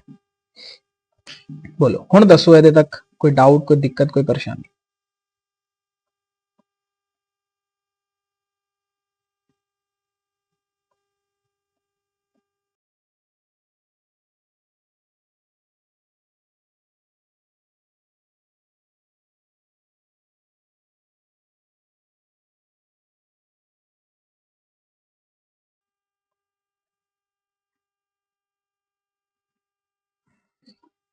ਠੀਕ ਹੈ ਜੀ, ਚਲੋ। ਤਾਂ ਤੁਸੀਂ ਇੱਥੇ ਮੈਂਸ਼ਨ ਕਰ ਸਕਦੇ ਹੋ ਜਿਹੜੀ ਸਾਡੀ ਸਟੈਂਡਿੰਗ ਕਰੋਪ ਹੈ ਇੰਪੋਰਟੈਂਟ ਹੈ,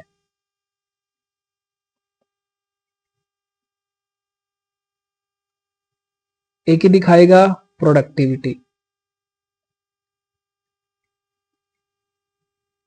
ਠੀਕ ਹੈ, ਤੇ ਜਿਹੜੀ ਆਪਣੀ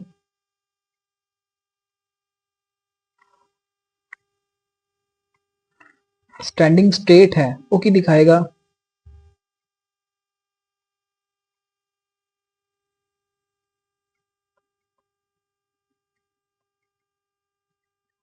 ਨਿਊਟ੍ਰੀਐਂਟ ਦੀ ਅਵੇਲੇਬਿਲਿਟੀ। ਬਹੁਤ ਇੰਪੋਰਟੈਂਟ ਹੈ, ਸਿੱਧਾ ਪੁੱਛਿਆ ਜਾ ਸਕਦਾ ਹੈ ਕਿਸੇ ਗਿਵਨ ਟਾਈਮ ਤੇ ਜਿਹੜੀ ਆਪਣੇ ਕੋਲ ਸਟੈਂਡਿੰਗ ਕਰੋਪ ਹੁੰਦੀ ਹੈ ਉਹ ਕੀ ਸ਼ੋ ਕਰਦੀ ਹੈ, ਤੁਸੀਂ ਕਹੋਗੇ ਪ੍ਰੋਡਕਟਿਵਿਟੀ, ਕਿੰਨਾ ਲਿਵਿੰਗ ਮੈਟਰ ਪ੍ਰੈਜ਼ੈਂਟ ਹੈ ਜਾਂ ਬਣਿਆ ਹੈ। ਸਟੈਂਡਿੰਗ ਸਟੇਟ ਉਸ ਗਿਵਨ ਇਕੋਸਿਸਟਮ ਦੇ ਵਿੱਚ, ਭਾਵੇਂ ਉਹ ਟੈਰੇਸਟਰੀਅਲ ਹੈ ਭਾਵੇਂ ਉਹ ਐਕੁਆਟਿਕ ਇਕੋਸਿਸਟਮ ਹੈ, ਕਿਸੇ ਪਾਰਟਿਕੂਲਰ ਟਾਈਮ ਤੇ ਇੱਕ ਨੂੰ ਕੰਸੀਡਰ ਕਰਕੇ ਚੱਲਾਂਗੇ, ਕਿੰਨੀ ਨਿਊਟ੍ਰੀਐਂਟ ਦੀ ਅਵੇਲੇਬਿਲਿਟੀ ਹੈਗੀ ਹੈ, ਉਹਨੂੰ ਆਪਾਂ ਨਾਮ ਦੇ ਦਾਂਗੇ ਦੈਟ इज स्टैंडिंग स्टेट। बताइए भी यहां तक कोई डाउट, कोई दिक्कत, कोई परेशानी? वेट करना 2 मिनट का, मैं पानी पी लूं, उसके बाद चलते हैं आगे।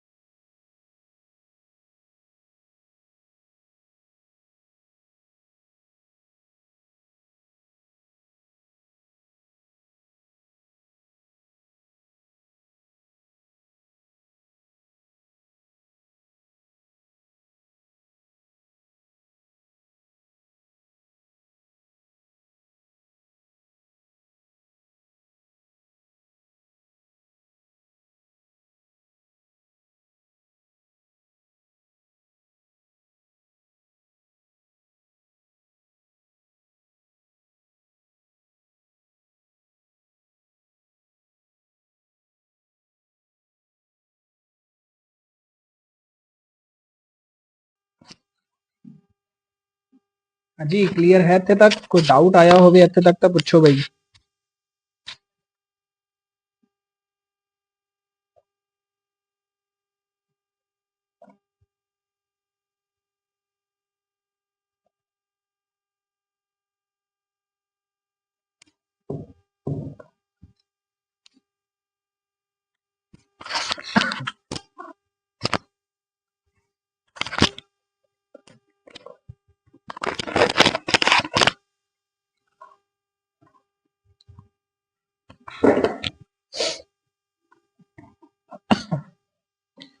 चलो तो आह सीगा जी फिर अपने कोल स्ट्रक्चर ऑफ इकोसिस्टम।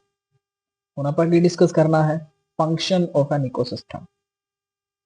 चलो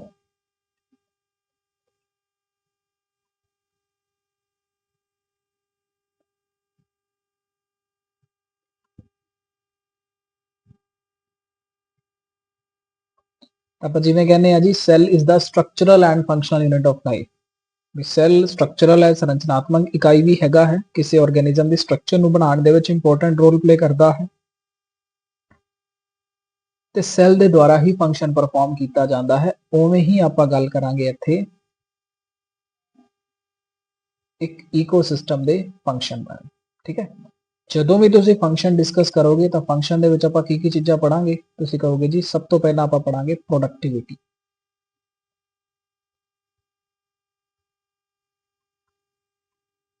ठीक है, तो सब तो पहला नंबर की आएगा function they which, that is productivity. दूसरा नंबर आएगा जी डीकंपोजिशन।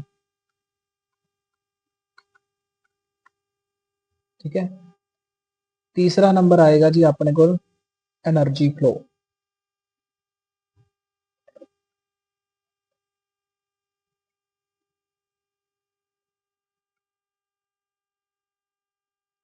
ते चौथा नंबर आएगा जी अपने को nutrient cycling.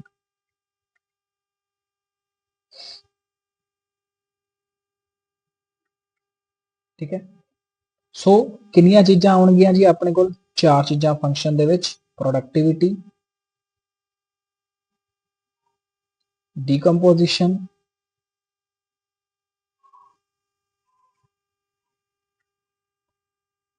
Energy flow and nutrient cycling. ठीक है, सो आह चीज़ां आपां की है डिस्कस करनी है।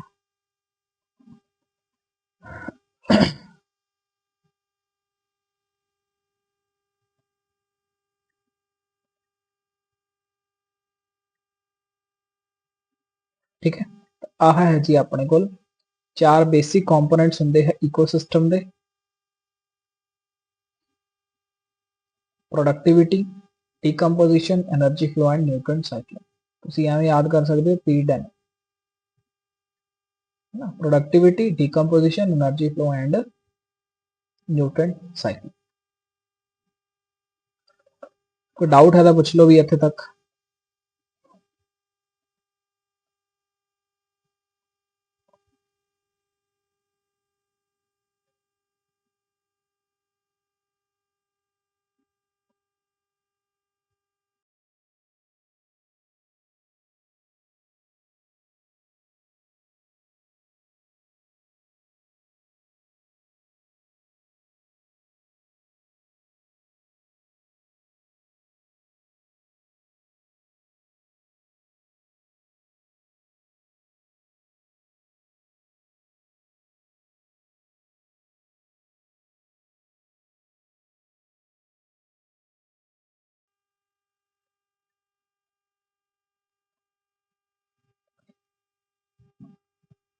चलो तो सब तो पहला डिस्कस करांगे फिर आप प्रोडक्टिविटी।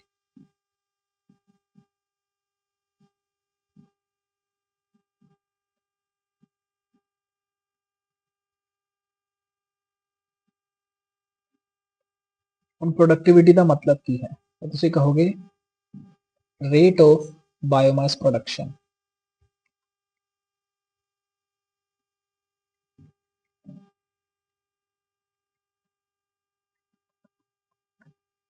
बायोमास प्रोडक्शन दे रेट, बायोमास का मतलब की है या तुसी लिख सकते हो रेट ऑफ बायोमास प्रोडक्शन या organic matter. Rate of organic matter ਜਾਂ ਬਾਇਓਮਾਸ ਪ੍ਰੋਡਕਸ਼ਨ ਨੂੰ ਆਪਾਂ ਕੀ ਬੋਲਾਂਗੇ, that is known S productivity.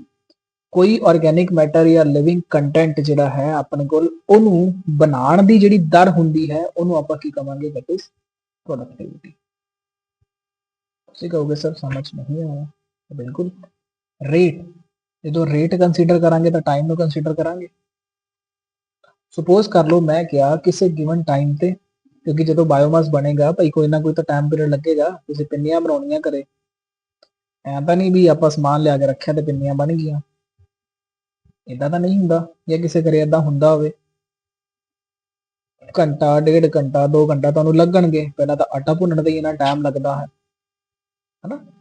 ਤਾਂ ਬੇਸਿਕ ਜੀ ਚੀਜ਼ਾਂ ਹੈ ਵੀ ਅਗਰ ਬਾਇਓਮਾਸ ਨੇ ਬਣਨਾ ਹੈ ਤਾਂ ਉਹਨੂੰ ਕੋਈ ਨਾ ਕੋਈ ਟਾਈਮ ਲੱਗੇਗਾ ਹਨਾ। ਅਗਰ ਆਪਾਂ ਗੱਲ ਕਰ ਰਹੇ ਹਾਂ ਇੱਕ ਫੋਰੈਸਟ ਇਕੋਸਿਸਟਮ ਦੀ, ਤਾਂ ਭਾਈ ਉਹ ਕੋਈ ਗਿਵਨ ਏਰੀਆ ਦੇ ਵਿੱਚ ਹੀ ਹੈਗਾ ਹੈ ਫੋਰੈਸਟ, ਜਿਹੜਾ ਟਰੀ ਲੱਗਿਆ ਹੋਇਆ ਹੈ, ਜਿਹੜਾ ਪੇੜ ਲੱਗਿਆ ਹੋਇਆ ਉਹ ਕਿਸੇ ਥਾਂ ਤੇ ਹੈਗਾ ਹੈ, ਕਿਸੇ ਪਾਰਟਿਕੂਲਰ ਏਰੀਆ ਤੇ ਹੈਗਾ ਹੈ। ਸੋ ਬਾਇਓਮਾਸ ਦੇ ਰੇਟ ਨੂੰ, ਬਾਇਓਮਾਸ ਪ੍ਰੋਡਿਊਸ ਹੋਣ ਦੇ ਰੇਟ ਨੂੰ ਆਪਾਂ ਕੀ ਬੋਲਦੇ ਹਾਂ, that is known S productivity. So rate of biomass production that is known S ਜਾਂ ਆਰਗੈਨਿਕ ਮੈਟਰ ਪ੍ਰੋਡਕਟਿਵਿਟੀ। ਕਲੀਅਰ ਹੋਇਆ? ਤਾਂ ਦੇਖੋ ਇਹਨੂੰ ਆਪਾਂ ਕਿਵੇਂ ਯੂਨਿਟਸ ਹੁਣ ਕੰਸੀਡਰ ਕਰਨੀਆਂ ਹੈ ਇਹਦੀਆਂ ਵੀ। Living matter, organic matter, biomass ਬਣਨ ਦੀ ਦਰ, that is productivity. Different ecosystem ਦੀ ਪ੍ਰੋਡਕਟਿਵਿਟੀ ਡਿਫਰੈਂਟ ਹੋਏਗੀ। ਜਿਵੇਂ ਇੱਕ ਸਿੰਪਲ ਐਗਜ਼ਾਮਪਲ ਦੇ ਤੌਰ ਤੇ ਮੈਂ ਕਹਾਂ, ਇੱਕ ਆਪਣੇ ਕੋਲ ਟ੍ਰੋਪੀਕਲ ਰੇਨ ਫੋਰੈਸਟ ਜਾਂ ਇੱਕ ਫੋਰੈਸਟ ਆ ਹਨਾ, ਇੱਕ ਆਪਾਂ ਗੱਲ ਕਰੀਏ ਡੈਜ਼ਰਟ। ਚਲੋ ਤੁਸੀਂ ਦੱਸੋ ਕਿਹੜੇ ਇਕੋਸਿਸਟਮ, ਆ ਵੀ ਆਪਣਾ ਇੱਕ ਇਕੋਸਿਸਟਮ ਹੈ, ਦੋਨੋਂ ਟੈਰੇਸਟਰੀਅਲ ਇਕੋਸਿਸਟਮ ਦਾ ਪਾਰਟ ਨੇ, ਫੋਰੈਸਟ ਵੀ ਇੱਕ ਇਕੋਸਿਸਟਮ ਹੈ, ਡੈਜ਼ਰਟ ਵੀ ਇਕੋਸਿਸਟਮ ਹੈ। ਫੋਰੈਸਟ ਤੇ ਡੈਜ਼ਰਟ ਇਕੋਸਿਸਟਮ ਦੇ ਵਿੱਚ ਤੁਸੀਂ ਕੀ ਮੰਨਦੇ ਹੋ ਵੀ ਕਿਹਦੀ ਜਿਹੜੀ ਪ੍ਰੋਡਕਟਿਵਿਟੀ ਹੈ ਉਹ ਜ਼ਿਆਦਾ ਹੈ? ਦੱਸੋ।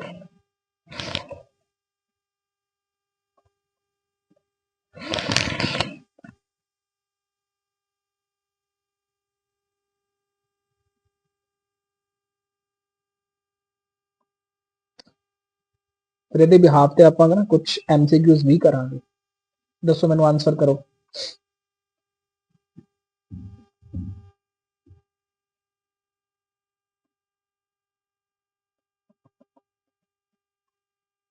ਫੋਰੈਸਟ ਇਕੋਸਿਸਟਮ ਜਾਂ ਡੈਜ਼ਰਟ ਇਕੋਸਿਸਟਮ, ਕਿਹਦੀ ਪ੍ਰੋਡਕਟਿਵਿਟੀ ਜ਼ਿਆਦਾ ਹੋਏਗੀ?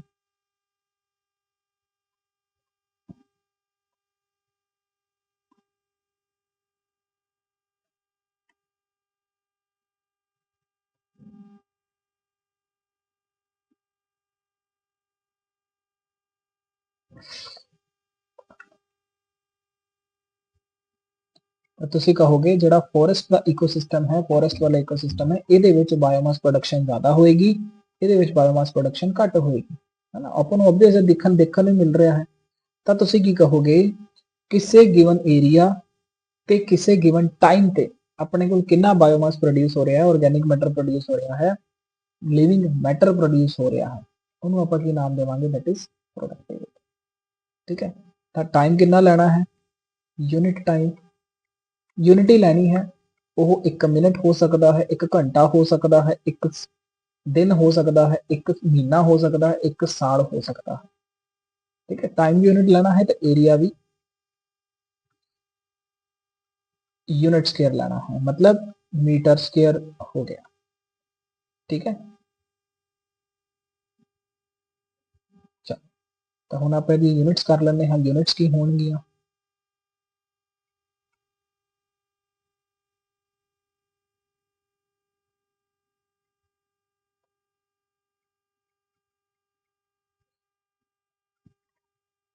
बायोमास प्रोडक्शन, मास प्रोडक्शन तो तुसी कहोगे ग्राम आएगा मास है ना, मास यूनिट ग्राम होंदी है।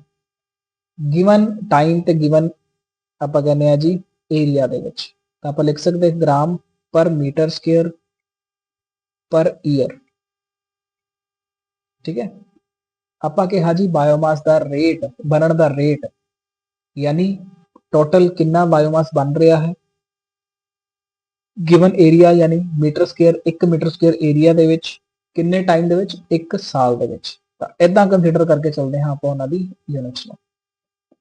ਠੀਕ ਹੈ, ਅਗਰ ਇਦਾਂ ਨਹੀਂ ਲਿਖਣਾ ਸਿੰਪਲ ਇਦਾਂ ਲਿਖ ਸਕਦੇ ਹੋ। ਅਗਲੇ ਪੇਜ ਤੇ ਲਿਖ ਲੈਂਦੇ ਆਪਾਂ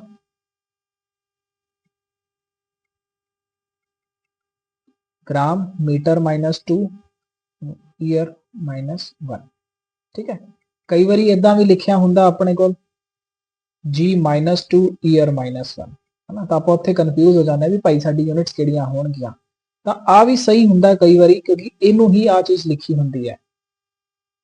ਜਾਂ ਤਾਂ ਭਾਵੇਂ ਇਹਨੂੰ ਐਵੇਂ ਲਿਖ ਦਿਓ GM -2, ਜਾਂ ਇਹਨੂੰ ਕਈ ਵਾਰੀ ਇਦਾਂ ਵੀ ਲਿਖਿਆ ਜਾ ਸਕਦਾ ਹੈ, ਲੇਕਿਨ ਇਹ ਕਦੇ ਵੀ ਇਕੁਅਲਸ ਨਹੀਂ ਨੇ।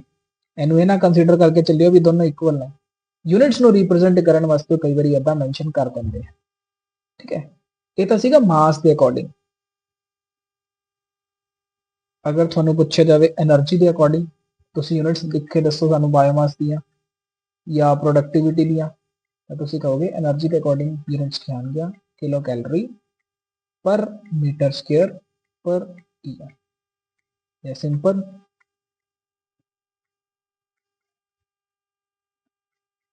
ठीक है, तो दोनों यूनिट्स थानू पता होनिया चाहिए।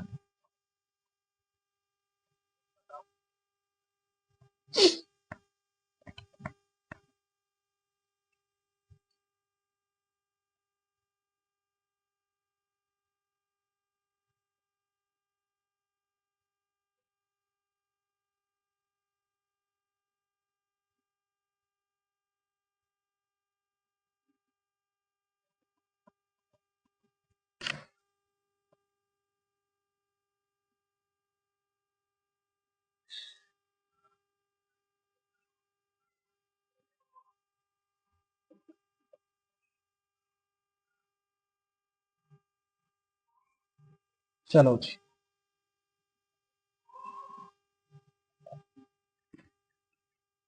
ਹੁਣ ਜਿਹੜੀ ਪ੍ਰੋਡਕਟਿਵਿਟੀ ਹੈ ਇਹ ਆਪਣੇ ਕੋਲ ਦੋ ਤਰ੍ਹਾਂ ਦੀ ਹੁੰਦੀ ਹੈ।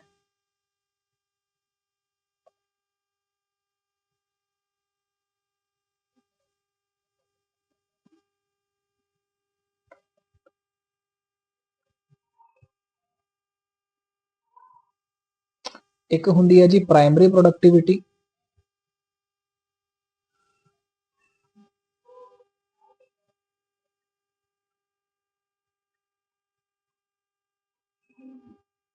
ਇੱਕ ਹੁੰਦੀ ਹੈ ਆਪਣੇ ਕੋਲ ਸੈਕੰਡਰੀ ਪ੍ਰੋਡਕਟਿਵਿਟੀ।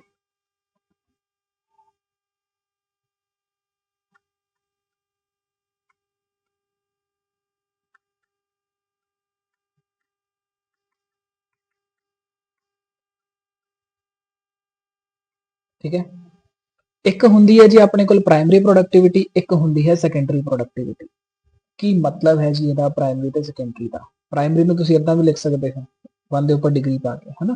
ਸੈਕੰਡਰੀ ਨੂੰ ਤੁਸੀਂ 2 ਦੇ ਉੱਪਰ ਡਿਗਰੀ ਪਾ ਕੇ ਲਿਖ ਸਕਦੇ ਹੋ। ਤਾਂ ਪ੍ਰਾਇਮਰੀ ਪ੍ਰੋਡਕਟਿਵਿਟੀ ਦਾ ਮਤਲਬ ਹੁੰਦਾ ਹੈ ਵੀ ਜਿਹੜੇ ਪਲਾਂਟਸ ਹੈ ਉਹ ਭੋਜਨ ਬਣਾ ਰਹੇ ਹੈ, ਹਨਾ। ਤਾਂ ਜਿਹੜੇ ਪਲਾਂਟਸ ਆ ਭੋਜਨ ਬਣਾ ਰਹੇ ਹੈ, ਟੋਟਲ ਬਾਇਓਮਾਸ ਬਣਾ ਰਹੇ ਹੈ, ਬਾਇਓਮਾਸ ਐਕੂਮੂਲੇਟ ਕਰ ਰਹੇ ਹੈ, ਜਾਂ ਟੋਟਲ ਕਿੰਨਾ ਬਾਇਓਮਾਸ ਬਣ ਰਿਹਾ ਹੈ, ਉਹਨੂੰ ਆਪਾਂ ਕੀ ਬੋਲਾਂਗੇ? That is known as primary productivity, ਹੈ ਨਾ। ਮੈਂ ਡੈਫੀਨੇਸ਼ਨ ਲਿਖ ਦੇਣਾ, ਤੁਹਾਨੂੰ ਜ਼ਿਆਦਾ ਬੈਟਰ ਅੰਡਰਸਟੈਂਡਿੰਗ ਹੋ ਜਾਏਗੀ, ਫਿਰ ਆਪਾਂ ਸਮਝ ਵੀ ਲੈਣੇ ਹਾਂ। ਅਗਰ ਨਹੀਂ ਸਮਝ ਆਇਆ ਤਾਂ ਦੇਖੋ, amount of energy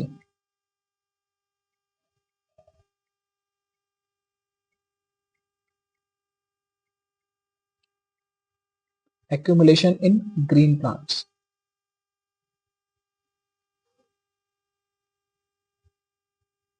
ठीक है, the amount of energy accumulation in green plants as biomass, ਉਹ ਬਾਇਓਮਾਸ ਦੇ ਫਾਰਮ ਦੇ ਵਿੱਚ ਵੀ ਹੋ ਸਕਦਾ ਹੈ, ਉਹ ਆਰਗੈਨਿਕ ਮੈਟਰ ਦੀ ਫਾਰਮ ਦੇ ਵਿੱਚ ਵੀ ਹੋ ਸਕਦਾ ਹੈ। ਠੀਕ ਹੈ, ਆਪਾਂ ਪਹਿਲਾਂ ਹੀ ਕੰਸੀਡਰ ਕਰਕੇ ਚੱਲੇ ਹਾਂ। ਪਰ unit area, per unit time ਦੇ ਵਿੱਚ।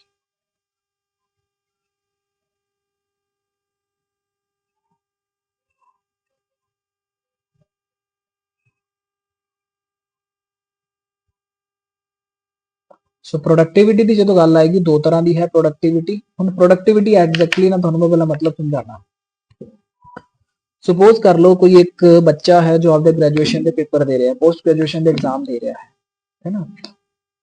ਉਹ ਆਲ ਰਾਊਂਡਰ ਹੈ, ਹਰ ਪਾਸੇ ਉਹਦਾ ਧਿਆਨ ਰਹਿੰਦਾ ਹੈ। ਉਹ ਐਕਸਟਰਾ ਜਿਹੜੀਆਂ ਕੋ ਕਰਿਕੂਲਰ ਐਕਟੀਵਿਟੀਜ਼ ਹੁੰਦੀਆਂ ਹੈ, ਐਕਸਟਰਾ ਕਰਿਕੂਲਰ ਐਕਟੀਵਿਟੀਜ਼ ਹੁੰਦਾ ਵੱਲ ਵੀ ਧਿਆਨ ਹੈ, ਪੜ੍ਹਾਈ ਵੱਲ ਵੀ ਧਿਆਨ ਹੈ। ਇੱਕ ਬੱਚਾ ਬਹੁਤ ਹੀ ਪੜ੍ਹਾਕੂ ਹੈ, ਸੁਪੋਜ਼ ਕਰ ਲਓ, ਹਨਾ, ਉਹ ਦਿਨ ਦੇ ਵਿੱਚ 12-12 14-14 ਘੰਟੇ ਬੈਠ ਕੇ ਪੜ੍ਹ ਰਿਹਾ ਹੈ ਹਨਾ, ਤੇ ਐਗਜ਼ਾਮ ਦੇ ਰਿਹਾ ਹੈ।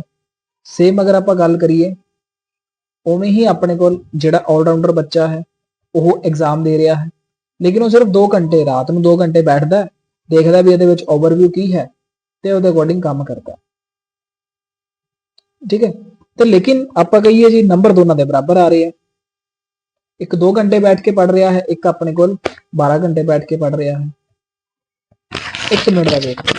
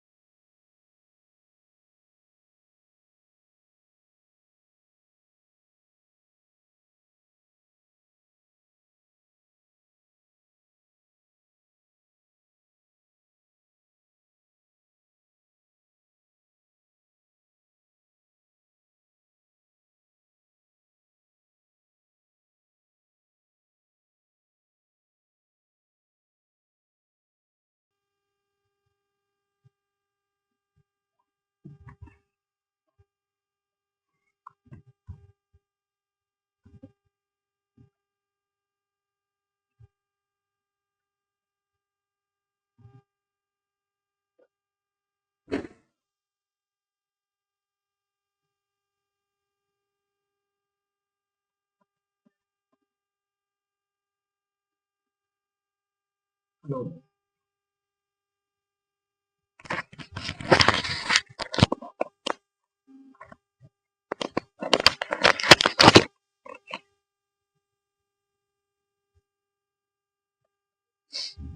ਠੀਕ ਹੈ।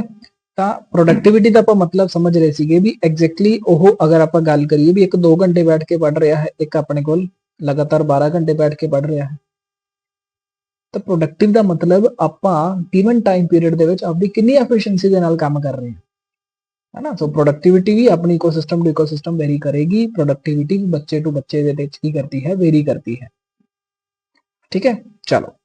ਸੋ the amount of energy accumulation in the green plants, total ਕਿੰਨਾ ਬਾਇਓਮਾਸ ਗ੍ਰੀਨ ਪਲਾਂਟਸ ਬਣਾਉਣਗੇ per unit area per unit time ਦੇ ਵਿੱਚ, ਉਹਨੂੰ ਆਪਾਂ ਕੀ ਬੋਲਾਂਗੇ, that is known as primary productivity. ਯਾਨੀ ਸਭ ਤੋਂ ਪਹਿਲਾਂ ਬਣਨ ਵਾਲੀ ਪ੍ਰੋਡਕਟਿਵਿਟੀ, ਉਹਨੂੰ ਆਪਾਂ ਕੀ ਬੋਲਾਂਗੇ, ਪ੍ਰਾਇਮਰੀ ਪ੍ਰੋਡਕਟਿਵਿਟੀ। ਠੀਕ ਹੈ, ਇਹ ਹੈ એનર્ਜੀ ਐਕੂਮੂਲੇਟ ਕਿੰਨੀ ਹੋ ਰਹੀ ਹੈ।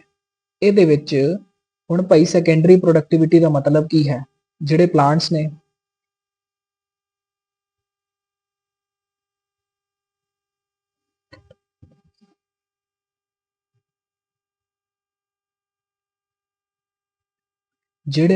ਇਹਨਾਂ ਨੂੰ ਕੌਣ ਖਾਣਗੇ, ਕੰਜ਼ਿਊਮਰਸ। ਆਪਾਂ ਕਹਤਾ ਜੀ ਡੀਅਰ ਨੇ ਖਾ ਲਿਆ, ਹੈਨਾ। ਡੀਅਰ ਨੂੰ ਕਿੰਨੇ ਖਾਦਾ ਜੀ, ਤੁਸੀਂ ਕਹੋਗੇ ਜੀ ਲਾਇਨ ਨੇ ਖਾ ਲਿਆ। ਤਾਂ ਆਹ ਨੇ ਪ੍ਰੋਡਿਊਸਰਸ, ਹੈਨਾ, ਆਹ ਨੇ ਆਪਣੇ ਕੋਲ ਕੰਜ਼ਿਊਮਰਸ। ਆਹ ਪ੍ਰੋਡਿਊਸਰ ਹੋ ਗਏ, ਆਹ ਆਪਣੇ ਕੋਲ ਕੀ ਹੋ ਗਏ, ਕੰਜ਼ਿਊਮਰ। ਤਾਂ ਪਹਿਲਾਂ એનર્ਜੀ ਐਕੂਮੂਲੇਟ ਕੀਤੀ ਪਲਾਂਟਸ ਨੇ, ਯਾਨੀ ਟੋਟਲ ਕਿੰਨਾ ਬਾਇਓਮਾਸ ਬਣਾਇਆ, ਉਹਨੂੰ ਆਪਾਂ ਨਾਮ ਦਿੱਤਾ ਪ੍ਰਾਇਮਰੀ ਪ੍ਰੋਡਕਟਿਵਿਟੀ। ਔਰ ਇਹਨਾਂ ਨੂੰ ਹੁਣ ਕੌਣ ਖਾਏਗਾ, ਕੰਜ਼ਿਊਮਰ ਖਾਣਗੇ। ਕੰਜ਼ਿਊਮਰ ਇਹਨਾਂ ਨੂੰ ਖਾ ਕੇ ਟੋਟਲ ਕਿੰਨਾ ਬਾਇਓਮਾਸ ਬਣਾਣਗੇ, ਹੈਨਾ, ਤਾਂ ਉਹਨੂੰ ਆਪਾਂ ਕੀ ਬੋਲਾਂਗੇ, ਦੈਟ ਇਜ਼ ਸੈਕੰਡਰੀ। ਸੈਕੰਡਰੀ ਦਾ ਮਤਲਬ ਹੀ ਕੀ ਹੁੰਦਾ ਹੈ, ਬਾਅਦ ਦੇ ਵਿੱਚ। ਪ੍ਰਾਇਮਰੀ ਦਾ ਮਤਲਬ ਹੀ ਕੀ ਹੁੰਦਾ ਹੈ, ਪਹਿਲੇ।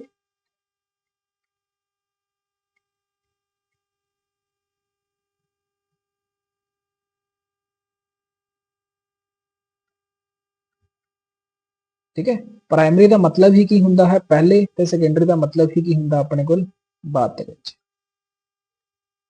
ਪਹਿਲਾਂ ਜਿਹੜੀ ਆਪਣੇ ਕੋਲ ਪ੍ਰੋਡਕਟਿਵਿਟੀ ਹੋਏਗੀ, ਗ੍ਰੀਨ ਪਲਾਂਟ ਦੁਆਰਾ એનર્ਜੀ ਐਕੂਮੂਲੇਟ ਕੀਤੀ ਜਾਏਗੀ, ਉਹਨੂੰ ਆਪਾਂ ਨਾਮ ਦੇਵਾਂਗੇ ਪ੍ਰਾਇਮਰੀ ਪ੍ਰੋਡਕਟਿਵਿਟੀ। ਸੈਕੰਡਰੀ ਪ੍ਰੋਡਕਟਿਵਿਟੀ ਦਾ ਮਤਲਬ ਜਦੋਂ ਕੋਈ ਕੰਜ਼ਿਊਮਰ ਉਹਨੂੰ ਕੰਜ਼ਿਊਮ ਕਰੇਗਾ ਤੇ ਆਪਣੇ ਅੰਦਰ ਕਿੰਨਾ ਬਾਇਓਮਾਸ ਬਣਾਏਗਾ, ਉਹਨੂੰ ਆਪਾਂ ਕੀ ਕਵਾਂਗੇ, ਸੈਕੰਡਰੀ ਪ੍ਰੋਡਕਟਿਵਿਟੀ। ਸੁਪੋਜ਼ ਕਰ ਲਓ ਮੈਂ ਕਿਹਾ ਜੀ ਇੱਕ ਨਾ ਡੀਅਰ ਹੈ, ਉਹ ਪਲਾਂਟਸ ਖਾ ਰਿਹਾ ਤੇ ਆਪਦਾ weight ਵਧਾ ਰਿਹਾ। ਧਿਆਨ ਨਾਲ ਸੁਣਿਓ, ਖਰਗੋਸ਼ ਲੈ ਲਓ ਜਾਂ ਹਿਰਨ ਲੈ ਲਓ, ਹੈਨਾ, ਇਹ ਕੀ ਕਰ ਰਹੇ ਆ, ਪਲਾਂਟਸ ਨੂੰ ਕੰਜ਼ਿਊਮ ਕਰ ਰਹੇ।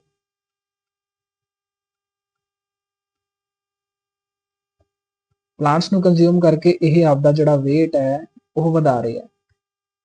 ਤੇ ਯਾਨੀ ਇਹਦਾ ਸਿੱਧਾ ਜਿਹਾ ਮਤਲਬ ਕੀ ਹੈ, ਉਹ ਕਿਹਦੇ ਵਿੱਚ ਕੰਸੀਡਰ ਕਰਾਂਗੇ ਇਹਨੂੰ ਆਪਾਂ, ਸੈਕੰਡਰੀ ਪ੍ਰੋਡਕਟਿਵਿਟੀ। क्लियर है? तो इस एग्जांपल में थानू एग्जैक्टली क्लियर हो गया है।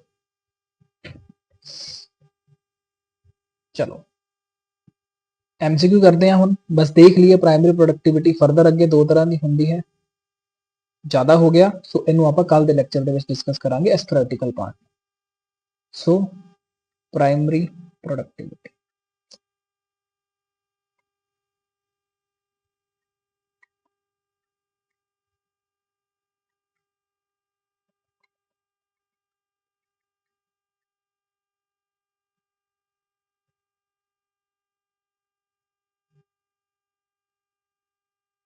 प्राइमरी प्रोडक्टिविटी भी दो तरह की है। ਕਿਹੜੀ ਤੁਸੀਂ ਕਹੋਗੇ, ਇੱਕ ਹੁੰਦਾ ਹੈ ਜੀ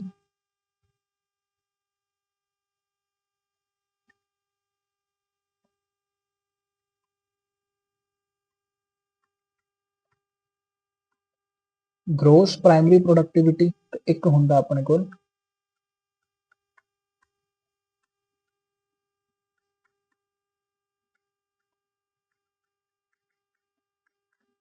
net primary productivity.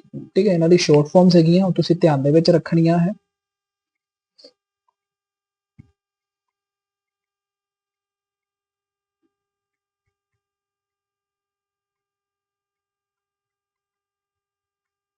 Gross primary productivity ਨੂੰ ਆਪਾਂ GPP ਵੀ ਲਿਖ ਸਕਦੇ ਹਾਂ, ਤੇ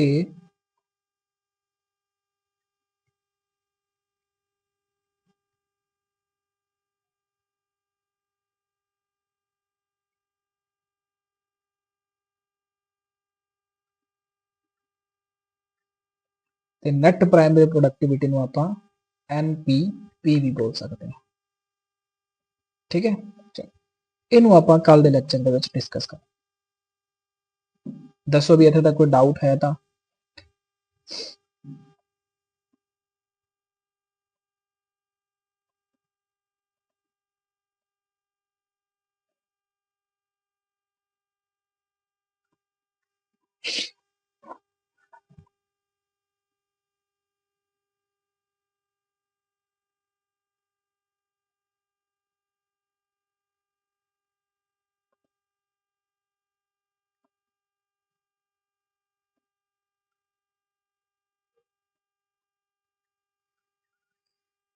ठीक है जी, सो देखो productivity, sun is the ultimate source of energy. So अगर आप देखिए प्लांट्स ਨੂੰ ਆਪਦਾ ਫੂਡ ਬਣਾਉਣੇ ਨੂੰ ਪਹਿਲਾਂ ਹੀ ਗੱਲ ਕਰ ਚੁੱਕੇ ਹਾਂ, ਸੋਲਰ એનર્ਜੀ ਮਸਟ ਹੈ। ਅਗਰ ਇਹ ਨਹੀਂ ਹੋਏਗੀ ਤਾਂ ਸਨ ਕਦੇ ਵੀ प्लांट्स कदे भी ਜਿਹੜਾ ਫੂਡ ਹੈ ਉਹ ਨਹੀਂ ਬਣਾ ਸਕਦੇ। ठीक है, so amount of biomass that is organic matter produced per unit area over a time period, ਇਹਨੂੰ ਆਪਾਂ ਕੀ ਬੋਲਾਂਗੇ, primary production, expressed in weight G-2 or energy K kilocalorie minus 2. So rate of biomass production is productivity, ਇਹਨੂੰ ਆਪਾਂ ਇਦਾਂ ਵੀ represent ਕਰ ਸਕਦੇ ਹਾਂ। so ਦੇਖੋ G-2 year -1 ਹੈ ਨਾ, ਇਹਨੂੰ ਹੀ ਆਪਾਂ ਇਹਦੀ short form ਲਿਖੀ ਹੋਈ ਹੈ, ਲੇਕਿਨ ਆਪਣੇ ਕੋਲ ਐਗਜ਼ੈਕਟਲੀ ਆਨਸਰ ਕੀ ਆਂਦਾ ਹੈ,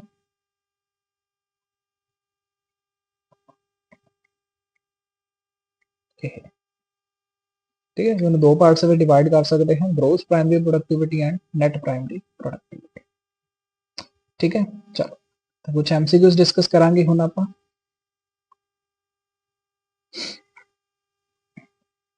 पहले इत्थे तक दसो कोई डाउट है तां।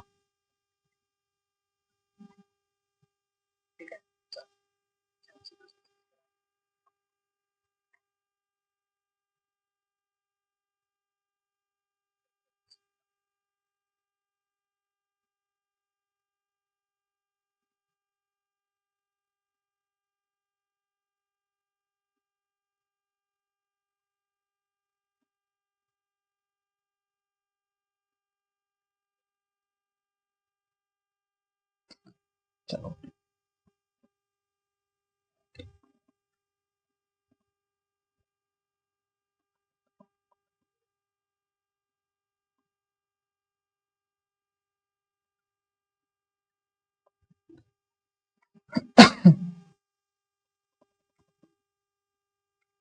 लो जी पहला क्वेश्चन है the functional unit of nature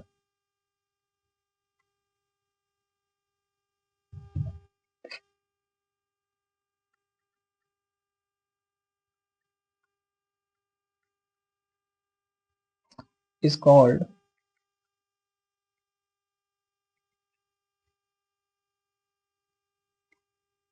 A option है जी कम्युनिटी,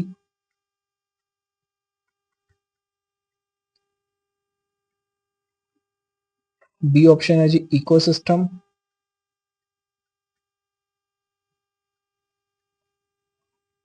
सी ऑप्शन है जी population,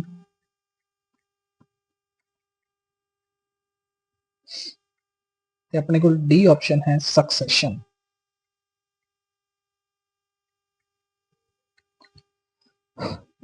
the functional unit of nature is called dash. करो भी आंसर फटाफट की बोलांगे नु आप कम्युनिटी, इकोसिस्टम, पॉपुलेशन या सक्सेशन।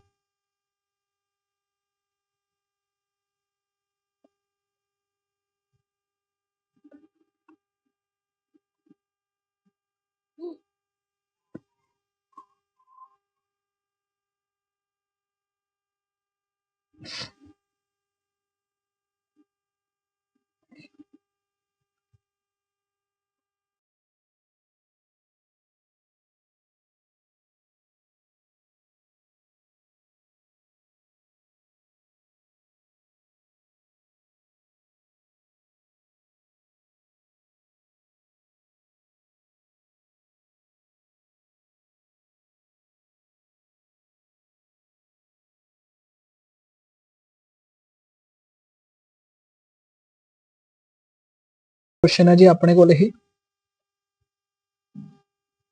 फंक्शनल यूनिट की होंगी है नेचर की, तो आप कहेंगे जी अपने को ऑप्शन नंबर बी इकोसिस्टम। ठीक है जी, क्लियर हो गया। चलो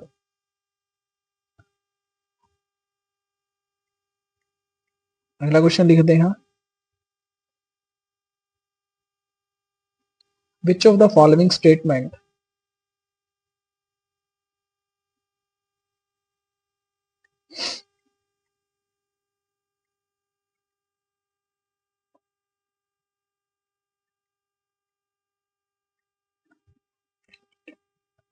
statements is correct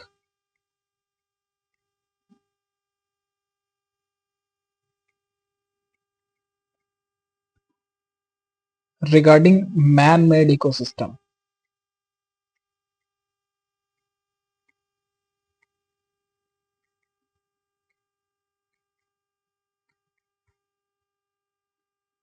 A option है जी अपने को they are highly efficient,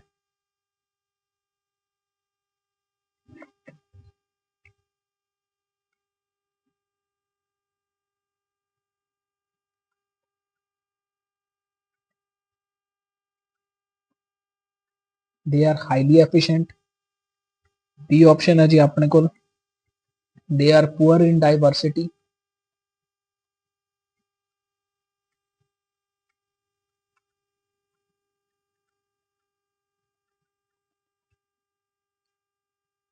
C option है जी अपने को they are vulnerable to, they are vulnerable या वुलनरेबल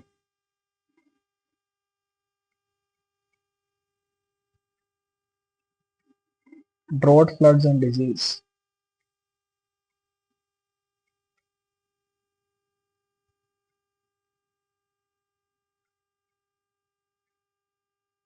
डी ऑप्शन है जी अपने को ऑल आर करेक्ट। बहुत अच्छा क्वेश्चन है, करो आंसर।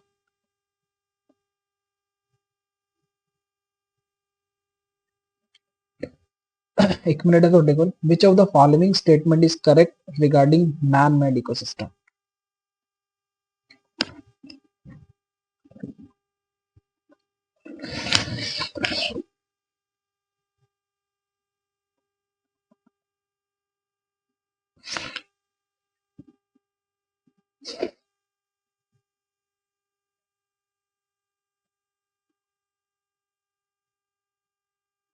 दिख नहीं रहा ना proper question. So they are vulnerable to drought, floods and disease.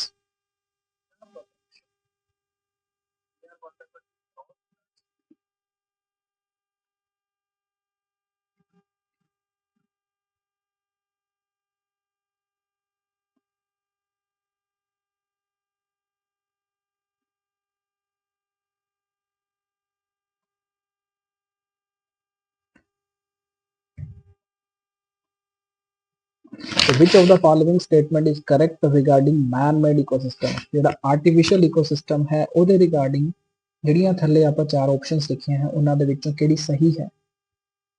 They are highly efficient ਕਿ man-made ecosystem highly efficient ਹੁੰਦਾ ਹੈ, efficiency ਜ਼ਿਆਦਾ ਹੁੰਦੀ ਹੈ ਤਾਂ ਬਿਲਕੁਲ ਹੁੰਦੀ ਹੈ ਨਾ। They are poor in diversity ਜਦੋਂ ਆਪਾਂ ਖੇਤਾਂ ਦੀ ਗੱਲ ਕਰੀਏ ਤਾਂ ਡਾਇਵਰਸਿਟੀ ਆਪਾਂ ਨੂੰ ਬਹੁਤ ਘੱਟ ਦੇਖਣ ਨੂੰ ਮਿਲਦੀ ਹੈ। ਜਿਵੇਂ ਜੰਗਲਾਂ ਦੀ ਗੱਲ ਕਰੀਏ, ਜੰਗਲਾਂ ਦੇ ਵਿੱਚ ਬਹੁਤ ਜ਼ਿਆਦਾ ਡਾਇਵਰਸਿਟੀ ਹੁੰਦੀ ਹੈ, ਖੇਤਾਂ ਦੇ ਵਿੱਚ ਘੱਟ ਮਿਲੇਗੀ ਆਪਾਂ ਨੂੰ, ਹੁੰਦੀ ਹੈ ਲੇਕਿਨ ਘੱਟ ਹੁੰਦੀ ਹੈ। They are vulnerable to drought, floods and disease ਮਤਲਬ ਉਹ ਜ਼ਿਆਦਾ ਆਪਣੇ ਕੋਲ ਉਹਨਾਂ ਦੇ ਉੱਪਰ ਇਫੈਕਟ ਪੈਂਦਾ ਹੈ ਸੋਕੇ ਦਾ, ਹਨਾ, ਆਪਣੀ ਜ਼ਮੀਨਾਂ ਤੇ ਆਪਣੀ ਫਸਲਾਂ ਤੇ, ਫਲੱਡਸ ਦਾ, ਬਾੜ ਦਾ ਤੇ ਬਿਮਾਰੀਆਂ ਦਾ ਬਿਲਕੁਲ ਜੀ ਜ਼ਿਆਦਾ ਅਸਰ ਦੇਖਣ ਨੂੰ ਮਿਲਦਾ ਹੈ। ਤਾਂ ਦੇਖੋ ਸਾਰੀਆਂ ਹੀ ਕਰੈਕਟ ਹੈ, ਤਾਂ आंसर क्या आएगा? Option number D, that is all are correct. Clear है? चलो बस दो क्वेश्चन होर करांगे फिर कल करांगे।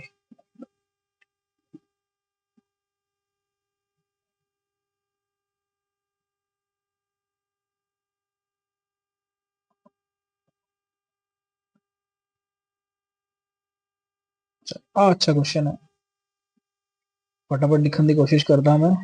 N ecosystem may be defined as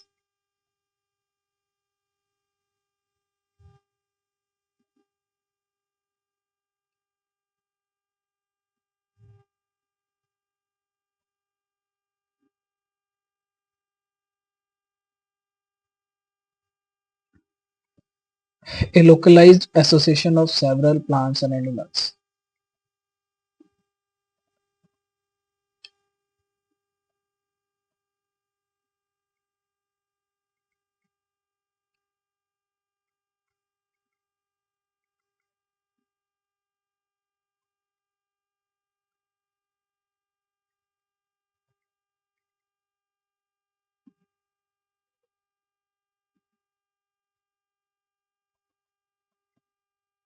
ठीक है जी।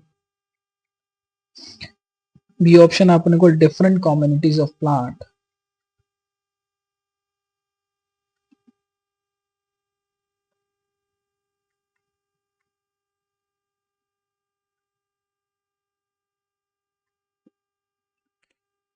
Animals and microbes.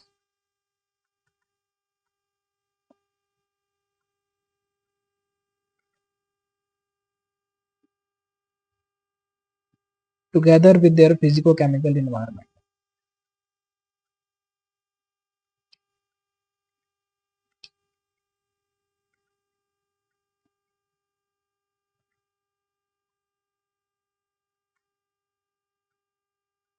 ठीक है, अगर इन्होंने कोई ऑप्शन लभदा है तो सोच लो। दो ऑप्शन लिखे हाले, थर्ड ऑप्शन है different communities of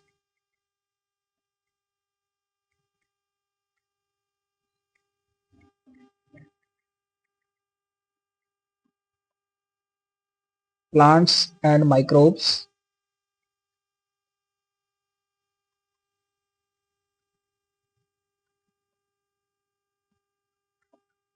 plus their physico-chemical environment।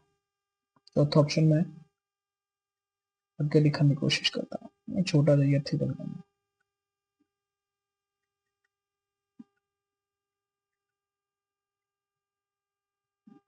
D option है जी अपने को नन ऑफ द अबव। बस लास्ट क्वेश्चन है जी आपका।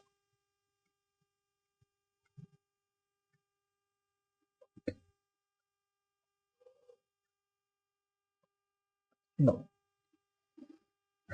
करो भी answer.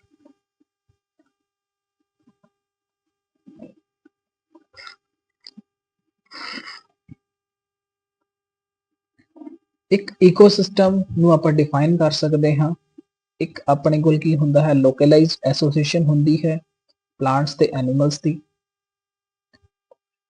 different communities of plant animals and microbes together with their physico-chemical environment ਵੀ ਆਪਣੇ ਕੋਲ ਪਲਾਂਟਸ ਹੋ ਗਏ ਐਨੀਮਲਸ ਹੋ ਗਏ ਤੇ ਮਾਈਕਰੋਬਸ ਹੋ ਗਏ ਉਹਨਾਂ ਦੀ ਐਕਚੁਅਲ ਦੇ ਵਿੱਚ ਐਸੋਸੀਏਸ਼ਨ ਹੁੰਦੀ ਹੈ ਆਪਦੇ এনवायरमेंट ਦੇ ਨਾਲ ਫਿਰ ਹੈ ਜੀ ਆਪਣੇ ਕੋਲ different communities and plants communities of plants and microbes plant ਤੇ ਸਿਰਫ ਮਾਈਕਰੋਬਸ ਨੂੰ ਕੰਸੀਡਰ ਕਰਕੇ ਚੱਲਦੇ ਹਾਂ ਸਿਰਫ ਉਹਨਾਂ ਦੀ ਐਸੋਸੀਏਸ਼ਨ ਹੁੰਦੀ ਹੈ ਉਹਨਾਂ ਦੇ ਫਿਜ਼ੀਕਲ এনवायरमेंट ਦੇ ਨਾਲ ਜਾਂ ਆਪਣੇ ਕੋਲ none of the above third रह गया हाँ बस different communities of plants and microbes plus their physicochemical environment and none of the above करो भी फटाफट आंसर 1 मिनट है फिर ਆਪਾਂ खत्म करते हैं सेशन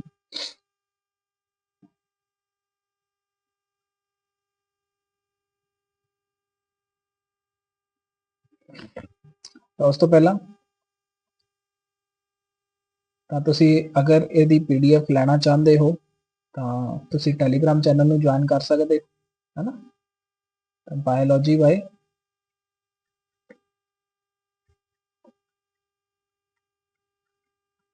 निवेश सर अबोहर है ना आहा चैनल है डीएनए की फोटो लगी है ਤੁਸੀਂ ज्वाइन कर सकते हो ना मैं ਹੁਣੇ ਨਾਲ ਦੀ ਨਾਲ ਉੱਥੇ ਪੀਡੀਐਫ ਜਿਹੜੀ ਅਪਲੋਡ ਕਰ ਦਾਂਗਾ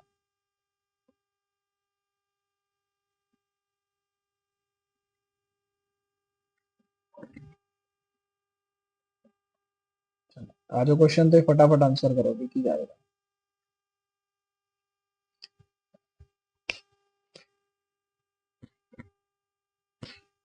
ਤਾਂ ਇਕੋਸਿਸਟਮ ਕੀ ਹੁੰਦਾ ਹੈ ਸਾਰੇ ਪਲਾਂਟਸ ਹੋ ਗਏ ਐਨੀਮਲਸ ਹੋ ਗਏ ਮਾਈਕਰੋ ਆਰਗੇਨਿਜ਼ਮਸ ਹੋ ਗਏ ਉਹ ਆਪਦੇ ਫਿਜ਼ੀਕਲ এনवायरमेंट ਦੇ ਨਾਲ ਇੰਟਰੈਕਸ਼ਨ ਸ਼ੋ ਕਰਦੇ ਹੈ ਹੈਨਾ ਤਾਂ ਇਹਦੇ ਵਿੱਚ ਫਿਰ ਆਪਸ਼ਨ ਕੀ ਆਏਗਾ ਆਪਣੇ ਕੋਲ option number B so option number B is our correct answer ठीक है जी चलो ਤਾਂ